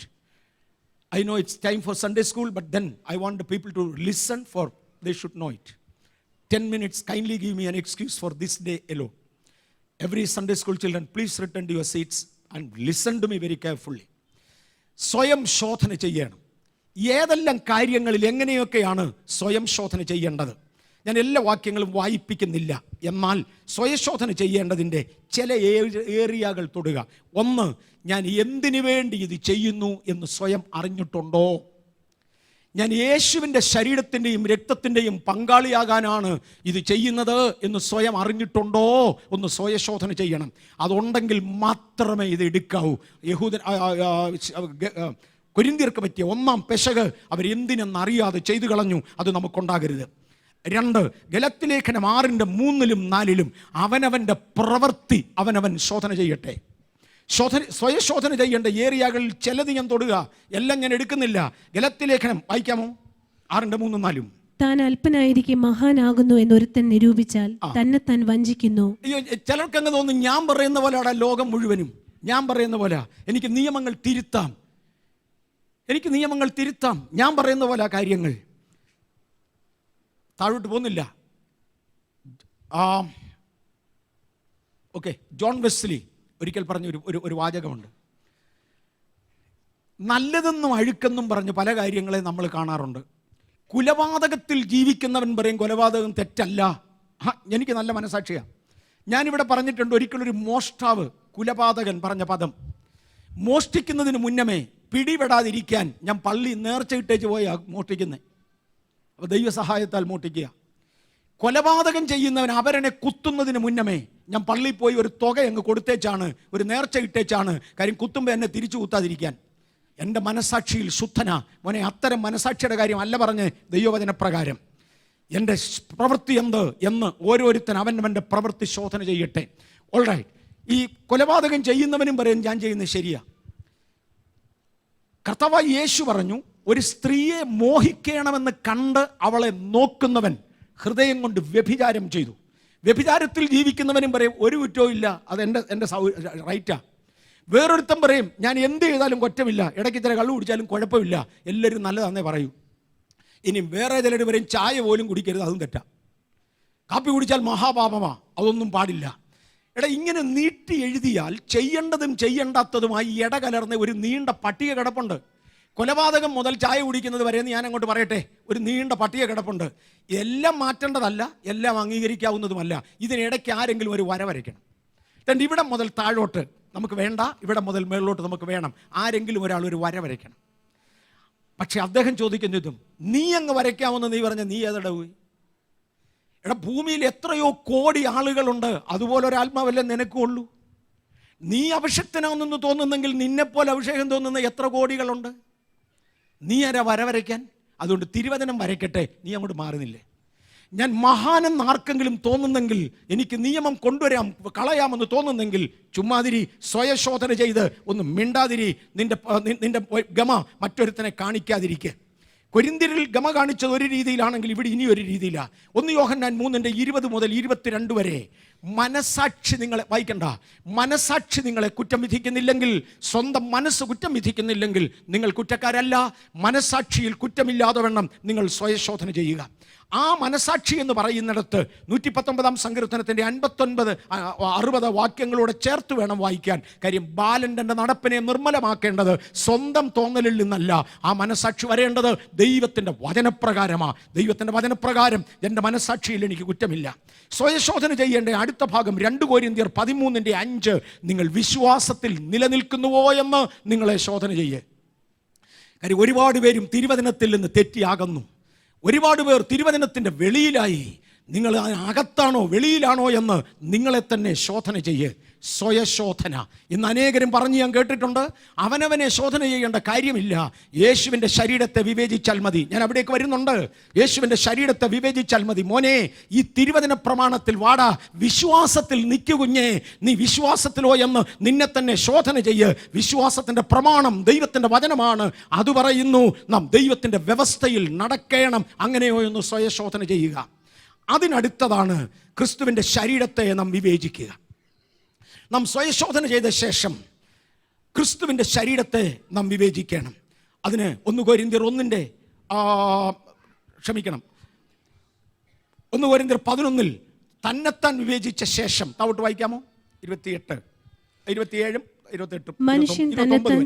മനുഷ്യൻ തന്നെത്താൻ ശോധന ചെയ്തിട്ട് വേണം ഈ അപ്പം തിന്നുകയും പാനപാത്രത്തിൽ നിന്ന് കുടിക്കുകയും ചെയ്യുവാൻ. തിന്നുകയും കുടിക്കുകയും ചെയ്യുന്നവൻ ശരീരത്തെ വിവേചിക്കാഞ്ഞാൽ. നിൽക്കട്ടെ, തിന്നുകയും കുടിക്കുകയും ചെയ്യുന്നവൻ ശരീരത്തെ വിവേചിക്കാഞ്ഞാൽ. ഇവിടെ ഒരു തർജ്ജിമ പെശകുണ്ട്. ശരീരത്തെ വിവേചിക്കുക എന്ന് മലയാളത്തിൽ എഴുതിയിരിക്കുന്നത് ഒരു വാക്ക് വിട്ടുപോയിട്ടാണ്. യേശുവിൻ്റെ ശരീരത്തെ വിവേചിച്ചിട്ട് വേണം തിന്നുകയും കുടിക്കുകയും ചെയ്യണം എന്ന് എഴുതിയിരിക്കുന്നത്. Discerning the body of Christ, discerning the body of the Lord. ഓർക്കണേ, ഇതിനെ അനേകർ വ്യാഖ്യാനിക്കാറുള്ളത് യേശുവിൻ്റെ ശരീരത്തെ ഓർക്കണമെന്നാണ്. ഡിസേൺ എന്ന വാക്കിന്, വിവേചിക്കുക എന്ന വാക്കിന് ഓർക്കുക എന്നൊരർത്ഥം ഇല്ല. വിവേചിക്കുക എന്ന് പറഞ്ഞാൽ വിവേചിക്കുക എന്ന. ആത്മീയത്തിൽ വലിയവൻ ചെറിയവനെ വിവേചിക്കും. ആത്മീയൻ ആരാലും വിവേചിക്കപ്പെടുന്നില്ല. ഞാൻ ആരാ യേശുവിൻ്റെ ശരീരത്തെ വിവേചിക്കാൻ? ഒന്ന് ശ്രദ്ധിച്ച് കേട്ടോണം. യേശുവിൻ്റെ ശരീരത്തെ വിവേചിക്കാൻ ഞാൻ ആര്?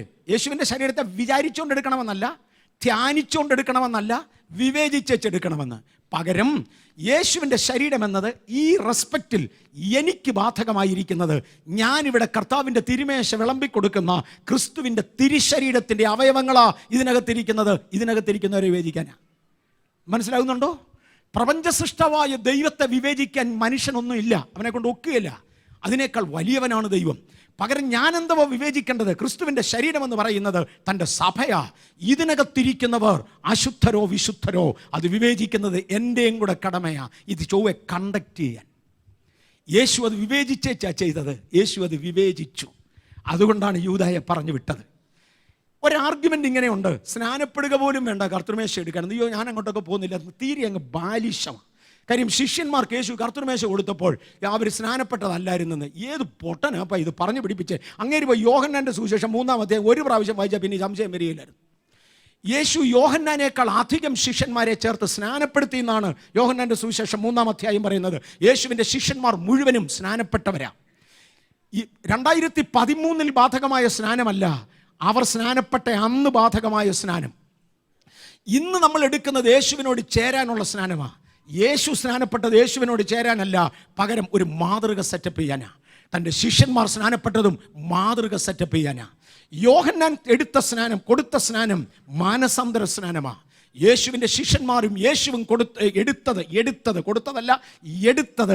തൻ്റെ ഒരു മാതൃകാ സ്നാനമാണ്. സ്നാനം എങ്ങനെ അത് വേണമെന്ന് കാണിക്കുവാൻ മാതൃകാ സ്നാനമാണ്. ഇനി യേശു യോഹന്നാനെ കുറിച്ച് ചോദിക്കുന്ന ഒരു ചോദ്യമുണ്ട്. യോഹന്നാൻ്റെ സ്നാനം സ്വർഗത്തിൽ നിന്നായിരുന്നോ ഭൂമിയിൽ നിന്നായിരുന്നോ പറയാൻ? രണ്ടർത്ഥം അതിനുണ്ട്.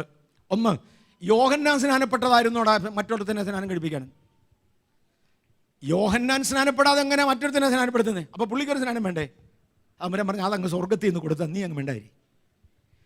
യേശു ശിഷ്യന്മാർക്ക് കർത്തൃമേശ കൊടുക്കുമ്പോൾ അവർ യേശുവിൻ്റെ കയ്യാൽ സ്നാനപ്പെട്ടവരാ.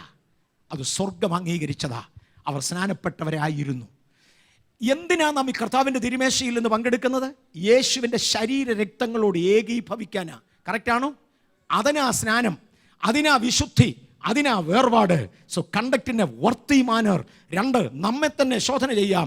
3, യേശുവിൻ്റെ ശരീരമാകുന്ന സഭയെ വിവേചിക്കാം. വിചാരിക്കാമെന്നല്ല, ചിന്തിക്കാമെന്നല്ല, ധ്യാനിക്കാമെന്നല്ല, വിവേചിക്കുക. ഞാൻ ഈ ചെയ്യുന്നത് യുക്തമോ അഭക്തനാണോ ഞാൻ കൊടുക്കുന്നത്? അഭക്തനായ ഒരാളിന് കൊടുത്താൽ ദശാംശം കൂടുതൽ കിട്ടിയ കഥകളുണ്ട്. അതുകൊണ്ട് നമ്മുടെ എറണാകുളത്തു നിന്ന് ഒരു കർത്താവിൻ്റെ ദാസൻ എന്നോട് പറഞ്ഞത്, ഒരു അപ്പച്ചൻ വരുമായിരുന്നു, ആവശ്യം പോലെ കാശും ഉണ്ടായിരുന്നു. അപ്പച്ചന് ഇടയ്ക്ക് ഇച്ചിരി കുടിക്കും, അത്രേ ഉള്ളൂ. സ്നാനപ്പെടണമെന്ന് ആവശ്യപ്പെട്ടു, കർത്തൃമേശ എടുക്കാൻ വേണ്ടിയാ. അപ്പോൾ ഇദ്ദേഹം പറഞ്ഞു, പാസ്റ്റർ അത് ശരി. പാസ്റ്റർ പറഞ്ഞു, അപ്പച്ച അത് ശരിയാകില്ല, അപ്പച്ചൻ്റെ കള്ളുകൂടി നിർത്താതെ സ്നാനപ്പെടുത്താൻ പറ്റുകയില്ല. അപ്പോൾ ഇയാൾ നല്ല കാശുള്ളവനും പാസ്റ്റർക്ക് കൂടെ കൂടെ കാശ് കൊടുക്കുന്നവനുമാണ്. പറഞ്ഞു, പാസ്റ്ററെ കള്ളു കുടിക്കുന്നവരെ സ്നാനപ്പെടുത്തുന്ന സഭ വേറെ ഉണ്ട്, കർത്തൃമേശയും തരും, ഈ പോക്കറ്റുണ്ടല്ലോ ഒട്ടിപ്പോവും. അപ്പം ഞാൻ പറഞ്ഞു, എന്നാലും നരകത്തിൽ പോകണ്ടല്ലോ. ഉദ്ദേശിച്ച് പറഞ്ഞു, എന്നാലും നരകത്തിൽ പോകണ്ടല്ലോ. അപ്പം അവിടെ കാണുമ്പോൾ ദൈവത്തിൻ്റെ സഭയെ, ക്രിസ്തുവിൻ്റെ ശരീരത്തെ വിവേചിക്കാഞ്ഞാൽ ശിക്ഷാവിധി തിന്നുകയും കുടിക്കുകയും ചെയ്യും. 1 കൊരിന്ത്യർ 1-ാം അധ്യായം 1-2 വാക്യങ്ങളിൽ കൊരിന്ത്യർക്ക് എന്നാ വിശുദ്ധീകരണമാ വേണ്ടതെന്ന് ചോദിക്കാം. 1 കൊരിന്ത്യർ 1-ാം അധ്യായം 1-2 വാക്യങ്ങളിൽ ഒന്ന് വായിക്കാമോ പ്ലീസ്? ഇത് എഴുതിയത് ആർക്കാണെന്ന്? കൊരിന്ത്യർ എന്ന് പറഞ്ഞാൽ ആരാ? ദൈവേഷ്ടത്താൽ യേശുക്രിസ്തുവിന്റെ അപ്പോസ്തലനായി വിളിക്കപ്പെട്ട പൗലോസും സഹോദരനായ സ്വസ്തനേസും കൊരിന്തിലുള്ള ദൈവസഭയ്ക്കും ക്രിസ്തുവേശുവിൽ വിശുദ്ധീകരിക്കപ്പെട്ടവരും. കൊരിന്ത്യർ ആരാണെന്ന് കേട്ടോണം. ക്രിസ്തുവേശുവിൽ വിശുദ്ധീകരിക്കപ്പെട്ടവരാണ് കൊരിന്ത്യർ. പിന്നെ അവിടെയും ഇവിടെയും എവിടെയും നമ്മുടെ കർത്താവായ യേശുക്രിസ്തുവിന്റെ നാമത്തെ വിളിച്ചപേക്ഷിക്കുന്ന ഏവരോടും കൂടെ വിളിക്കപ്പെട്ട വിശുദ്ധന്മാരുമായവർക്ക് തന്നെ. നിങ്ങൾ വിളിക്കപ്പെട്ട വിശുദ്ധന്മാരാ. പിന്നെ എന്നാ ഈ സ്വയശോധന ചെയ്യാൻ പറയുന്നേ? മോനെ, ആ വിശുദ്ധി നല്ലതാ, പക്ഷെ കർത്തൃമേശ എടുക്കണില്ല, അതുകൊണ്ട് തീരുകയില്ല, അടുത്ത വടിയിലോട്ട് കയറിയേ പറ്റൂ. യേശു പറഞ്ഞു, കുളിച്ചിരിക്കുന്ന നിങ്ങളെല്ലാം ശുദ്ധരാ, പക്ഷെ അതുകൊണ്ട് മേശ പങ്കെടുക്കാൻ ഒക്കെയില്ല, ഞാൻ ഒന്നുകൂടെ കഴുകിയേ മതിയാകും. മനസ്സിലാകുന്നുണ്ടോ? കൊരിന്ത്യർ വിശുദ്ധരാ, കൊരിന്ത്യർ വിളിക്കപ്പെട്ടവരാ. അവിടെയും ഇവിടെയും എവിടെയും ലോകത്തിൽ എവിടെയും വിളിക്കപ്പെട്ട സകല വിശുദ്ധന്മാരുടെയും കൂട്ടത്തിൽ പെടുന്നവരാ കൊരിന്ത്യർ. പക്ഷെ കർത്തൃമേശ എടുക്കണമെങ്കിൽ സ്വയം വിവേചിക്കണം, ക്രിസ്തുവിൻ്റെ ശരീരത്തെ വിവേചിക്കണം, പിന്നെ യോഗ്യമായി ഇത് കണ്ടക്ട് ചെയ്യണം. ഇത് ചെയ്യുവാൻ കർത്താവ് പദവി തരുന്നത് കൊണ്ട് നമുക്ക് ദൈവത്തെ സ്തുതിക്കാം. ഇതൊരു പദവിയാ, ഇത് കൃപയാ, ഇത് കൃപയാ. ഇതിനെയാ കൃപയെന്ന് വിളിക്കുന്നത്. ദൈവത്തിൻ്റെ വ്യവസ്ഥ പ്രകാരം ജീവിച്ച് തെളിയിക്കുവാൻ കർത്താവ് തരുന്നതിനെയാണ് കൃപയെന്ന് വിളിക്കുന്നത്. പാപം ചെയ്യുന്നതിനെ അല്ല കൃപയെന്ന് വിളിക്കുന്നത്. കൃപ യേശുവിൻ്റെ വചനപ്രകാരം ജീവിക്കുവാനുള്ള കർത്താവ് കഴിവ് തരുന്നതിനെയാ. 1 കൊരിന്ത്യർ 10:17 10:17 കാണാം, യാഗം കഴിക്കുന്നവരെല്ലാം യാഗപീഠത്തിൻ്റെ കൂട്ടാളികളാണ്. മനസ്സിലാകുന്നുണ്ടോ? 10:17 വായിച്ചാട്ടെ. അപ്പം ഒന്നാകൊണ്ട് പലരായ നാം ഒരു ശരീരമാകുന്നു. നാം അപ്പം ഒന്നാകയാൽ പലരായ നാം ക്രിസ്തുവിൽ ഒരു ശരീരമാണ്. ഇന്ന് ഒരപ്പം ഇങ്ങോട്ട് എടുത്ത് മുറിച്ച് നമ്മളെല്ലാം കൂടെ പങ്കിടുമ്പോൾ നമ്മൾ പറയുന്നത് പലരായ നാം ഒരു ശരീരമാണ്. വായിച്ചോ. നാം എല്ലാവരും ആ ഒരേ അപ്പത്തിൽ അംശികളാകുന്നു. ഈ ഒരേ അപ്പത്തിൽ അംശികളായവർ ഒരേ ശരീരത്തിന്റെ അവയവമാണ്. ഞാൻ വാക്യം കോട്ട് ചെയ്യുന്നില്ല, അങ്ങ് പറഞ്ഞു വിടാം. ഞാൻ യേശുവിൻ്റെ ശരീരത്തിൻ്റെ അവയവമാണ് ആണല്ലോ. പൗലോസ് പറയുന്നൊരു വാക്കുണ്ട്, നിന്റെ ശരീരം യേശുവിൻ്റെ ശരീരത്തിൻ്റെ അവയവമാകയാൽ അതെടുത്ത് വേശ്യയുടെ കൂടെ കൂട്ടരുത്. ഇന്ന് കർത്താവിൻ്റെ തിരുമേശയിൽ പങ്കെടുക്കുന്ന ദൈവമക്കൾ ഒരുമിച്ച് വിശുദ്ധന്മാരായിരിക്കണം. അവരെൻ്റെ പാപത്തിൽ ഞാനെന്തിനു പങ്കുകൂടുന്നു? യേശുവിന് യൂദായെ ഇറക്കിവിടാമായിരുന്നെങ്കിൽ എന്തുകൊണ്ട് ദൈവസഭയ്ക്കത് പ്രാക്ടീസ് ചെയ്തുകൂടാ? അതുകൊണ്ട് തന്നെ പരിശുദ്ധാത്മാവിൽ പൗലോസ് എഴുതി, നിങ്ങൾ നടത്തുന്നത് തിരുമേശയല്ല, നിങ്ങൾ അത്താഴം കഴിക്കാൻ വരിക. നമ്മൾ അത്താഴം കഴിക്കാൻ വിളിക്കുകയല്ല, കർത്താവിൻ്റെ തിരുമേശയിൽ പങ്കെടുക്കാനാ. ഇന്ന് തിരുമേശയിൽ പങ്കെടുക്കുവാൻ പദവി ലഭിച്ചവർക്കായി സ്തോത്രം. യേശുക്രിസ്തു പെസഹയിലെ വിശുദ്ധീകരണം കഴിഞ്ഞു, കാലുകൾ കഴുകി വീണ്ടും വിശുദ്ധീകരിച്ചു, വിശുദ്ധരെന്ന് ഏറ്റുപറഞ്ഞു, വീണ്ടും അവരെ കഴുകി യൂദയെ പുറത്താക്കി. അങ്ങനെ കർത്താവിൻ്റെ തിരുമേശ നടത്തി. യൂദയെ പുറത്താക്കിയത് ഇനി നമ്മൾ വിശദീകരിക്കേണ്ട കാര്യമില്ല. യോഹന്നാൻ 13:10 മുതലുള്ള 30 വാക്യത്തിൽ നമ്മളത് കണ്ടതാണ്. ഉടൻ അവൻ ഇറങ്ങിപ്പോയി, അത്താഴത്തിൽ നിന്ന് അവൻ ഇറങ്ങിപ്പോയി. തുടർന്ന് അഫിക്കോൺ, എൻ്റെ ശരീരത്തെ പ്രസ്താവിക്കുന്ന അപ്പക്കഷണം നുറുക്കി കൊടുത്തു. എനിക്ക് തോന്നുന്നത് ഇത് നന്നായി മനസ്സിലാക്കി. ഇത് ഒരു അനുഗ്രഹപാത്രമാണ്. ഇനി ഇതിനകത്തുനിന്നൊരു സംശയം ഉടനെ വരരുതാത്തതാ. ഞാൻ വീണ്ടും പറയാം, സാത്താൻ്റെ താല്പര്യം കർത്താവിൻ്റെ തിരുമേശയുടെ ഗൗരവം കുറയ്ക്കുക, കർത്താവിൻ്റെ തിരുമേശയുടെ ഭക്തിമയമായ ഇടപെടൽ കുറയ്ക്കുക. എന്നാൽ ദൈവത്തിന് പറയാനുള്ളത് അല്ല, ഇത് സാമാന്യമല്ല. എല്ലാ ക്രൈസ്തവ വിഭാഗങ്ങളും ഇന്നു വരെ കർത്താവിൻ്റെ മേശയോട് എത്രയോ ബഹുമതിയോടെയാണ് അടുത്തത്. സദാചാരം കെടുത്തിക്കളയുന്ന പദം ഈ അടുത്ത ദിവസങ്ങളിൽ ഒത്തിരി പ്രാവശ്യം പറഞ്ഞു. ദുർഭാഷണത്താൽ സദാചാരം കെട്ടുപോകും. ദൈവസഭയുടെ സദാചാരം കെടുത്തിക്കളയുന്ന ദുർഭാഷണങ്ങൾക്ക് ചെവി കൊടുക്കാതെ, ദുർഭാഷകർക്ക് ചെവി കൊടുക്കാതെ ദൈവവചനത്തിൽ ശ്രദ്ധിക്കുവാൻ ഞാൻ കർത്താവിൽ അപേക്ഷിക്കുന്നു. നമുക്ക് അങ്ങനെ ഒരു തീരുമാനത്തോടെ തിരുമേശയിലേക്ക് പ്രവേശിക്കാം. കണ്ടക്ട് ചെയ്യുന്നത് യോഗ്യമായി, സ്വയം ശോധന ചെയ്യണം, ക്രിസ്തുവിൻ്റെ ശരീരത്തെ വിവേചിക്കണം. എന്നെ വിവേചിക്കാനല്ല പറഞ്ഞത്, എന്നെ ശോധന ചെയ്യാൻ. ക്രിസ്തുവിൻ്റെ ശരീരത്തെ വിചാരിക്കാനല്ല പറഞ്ഞത്, വിവേചിക്കാൻ.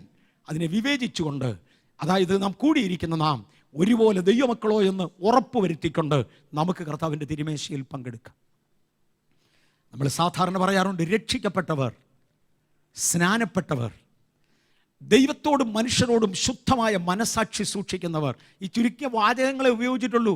ഇന്ന് 1.5 മണിക്കൂർ കൊണ്ട് വിശദീകരിച്ചു വരുന്നത് അതാ. എനിക്ക് തോന്നുന്നു ഇതിനകത്തിരിക്കുന്ന മിക്കവർക്കും അതിൻ്റെ ആശയം കിട്ടിക്കാണും അല്ലേ?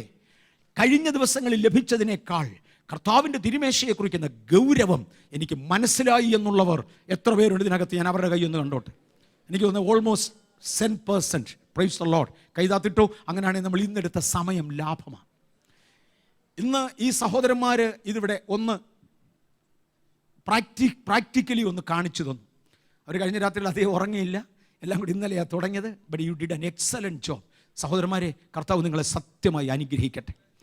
ഇതിനേക്കാൾ നന്നായി പെർഫോം ചെയ്യുന്ന ഒരു സമയമുണ്ടെങ്കിൽ അന്ന് അതൊന്നുകൂടെ റെക്കോർഡ് ചെയ്ത് വെബ്സൈറ്റിൽ അതൊന്നുകൂടി ഇടാം. അതുവരെ ഇന്ന് കണ്ടത് വെബ്സൈറ്റിലും കൂടെ പോട്ടെ. കാണേണ്ടവർ കാണട്ടെ, അവരനുഗ്രഹിക്കപ്പെടട്ടെ. നമുക്ക് കണ്ണുകൾ അടയ്ക്കാം, ഒന്നുകൂടെ പ്രാർത്ഥിക്കാം. എൻ്റെ കർത്താവും എൻ്റെ ദൈവവുമേ, തൃക്കരങ്ങളിലേക്ക് ഞങ്ങളെ ഏൽപ്പിച്ച് ഞങ്ങളെ തന്നെ തിരുസന്നിധിയിൽ സമർപ്പിക്കുന്നു. ഇന്ന് ഇതുവരെ ഞങ്ങളോട് ഇടപെട്ട ദൈവാലോചനയ്ക്കായി നന്ദി. തുടർന്നും കർത്താവേ, അങ്ങയുടെ ശുശ്രൂഷ യോഗ്യമായി ചെയ്യുവാൻ അടിയങ്ങൾക്ക് കൃപ തരണേ. മഹത്വം മുഴുവനും അങ്ങേക്കായിരിക്കും. അത് യേശുവിൻ്റെ നാമത്തിൽ തന്നെ ആമേൻ. ഞാൻ കർത്താവിൻ്റെ മേശയിലേക്ക് പ്രവേശിക്കുന്നതിന് മുമ്പേ ഇടയ്ക്കൊരു കൊച്ചു ഗ്യാപ്പ് എടുത്തോട്ടെ. ഇന്ന് 1-2 വിവാഹങ്ങൾക്ക് വേണ്ടി പ്രാർത്ഥിക്കാനായിട്ടുണ്ട്.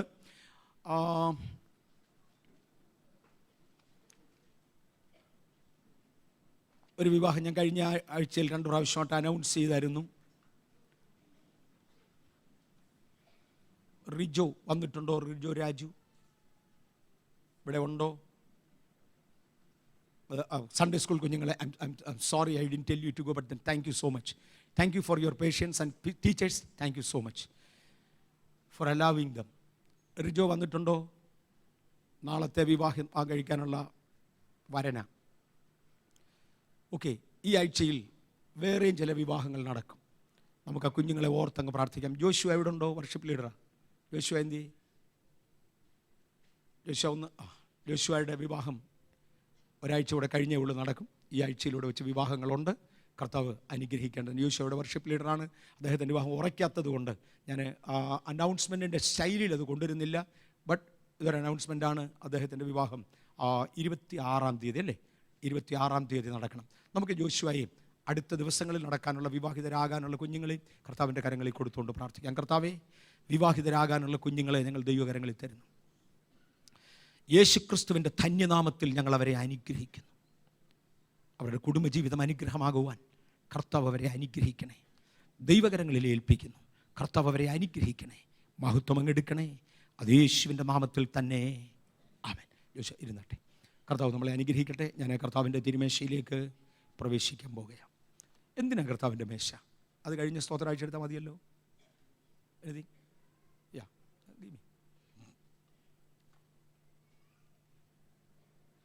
ഞാൻ പ്രതീക്ഷിച്ചതിനേക്കാൾ ആദ്യമേ ഞാൻ 5-6 മിനിറ്റ് കൂടുതലെടുത്തു.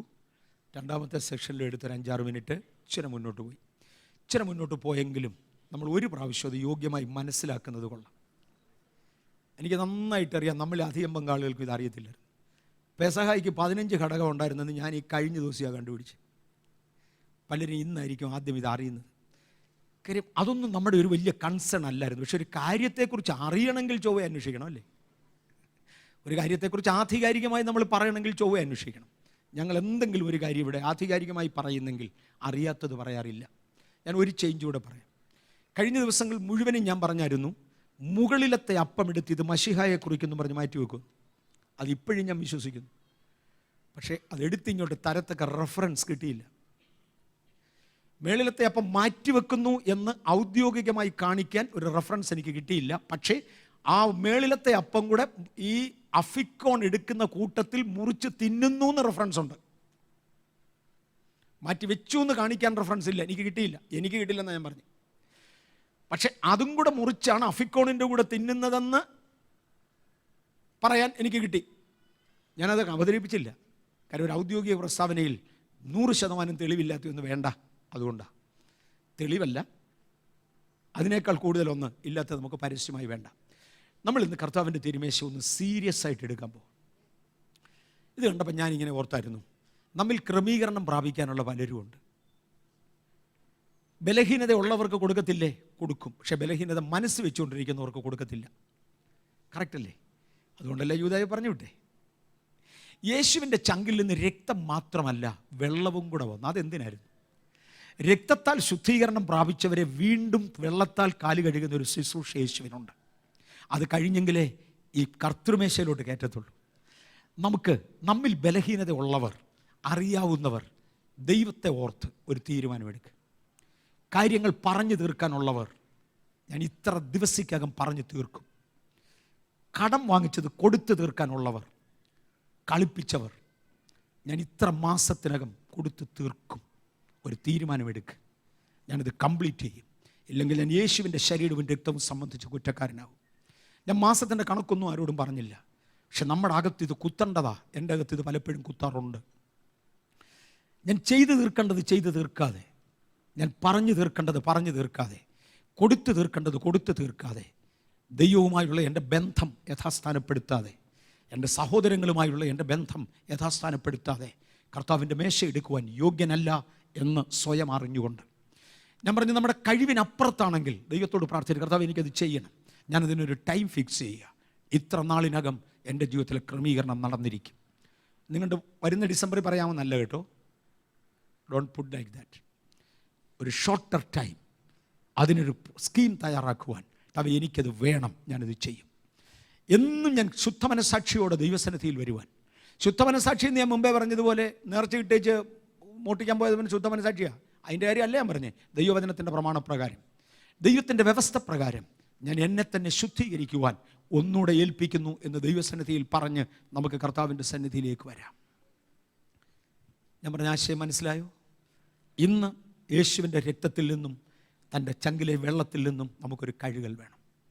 2, എന്നാൽ എൻ്റെ ജീവിതത്തിൽ ക്രമീകരണങ്ങൾ പൂർണ്ണമല്ലെന്ന് ഞാൻ അറിയുന്നു. ഒരു ദിവസം കൊണ്ട് തീരുന്നതല്ല, മനഃപൂർവ്വം വന്നതുമല്ല, പറ്റിപ്പോയി. പക്ഷെ അതിൻ്റെ അർത്ഥം എന്നും അതിനകത്ത് കിടക്കുമെന്നല്ല, ഞാൻ വെളിയിൽ വരും. ഞാൻ ഇത്ര മാസത്തിനകം അതിനൊരു വ്യത്യാസം വരുത്തിയിരിക്കും. ഈ ഒരു തീരുമാനം ജീവിതത്തിൽ എടുത്തുകൊണ്ട് ദയവായി ഇന്നത്തെ കർത്തൃമേശയ്ക്ക് വേണ്ടി ഒരുങ്ങുവാൻ ഞാൻ കർത്താവിൽ ഒരു പ്രാവശ്യം കൂടെ അപേക്ഷിക്കുന്നു.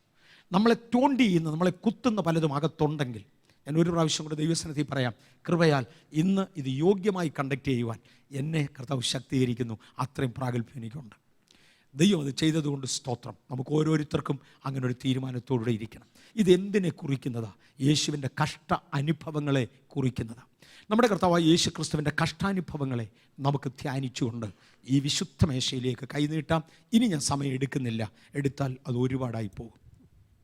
നമുക്ക് ആ വിശുദ്ധ മേശയിലേക്ക് പ്രവേശിക്കാം. ഞങ്ങളുടെ കർത്താവേ, ഒരു പ്രാവശ്യം കൂടെ ഞങ്ങളെ ദൈവസന്നിധിയിലേക്ക് താഴ്ത്തുന്നേ. ഞങ്ങളെ തന്നെ തിരുമുമ്പിൽ ഏൽപ്പിക്കുന്നു. കർത്താവ് ഞങ്ങളെ സഹായിക്കണം. കർത്താവേ, ഈ മേശയിലേക്ക് പ്രവേശിക്കുമ്പോൾ ഇതുവരെ ഞങ്ങൾ പറഞ്ഞതും കണ്ടതും കേട്ടതും ഞങ്ങളുടെ ജീവിതത്തിൻ്റെ നന്മയ്ക്കാകേണ്ടതിന് വിശുദ്ധിയിൽ ഞങ്ങളെ ഏൽപ്പിച്ചു തരുന്നു. കർത്താവ് ഞങ്ങൾക്ക് വേണ്ടി ചെയ്തല്ലോ. അവിടുത്തെ രക്തത്തിൽ, അങ്ങയുടെ ചങ്കിലെ വെള്ളത്തിൽ വിശ്വസിക്കുന്നു. യേശുവിൻ്റെ നാമത്തിൽ തന്നെ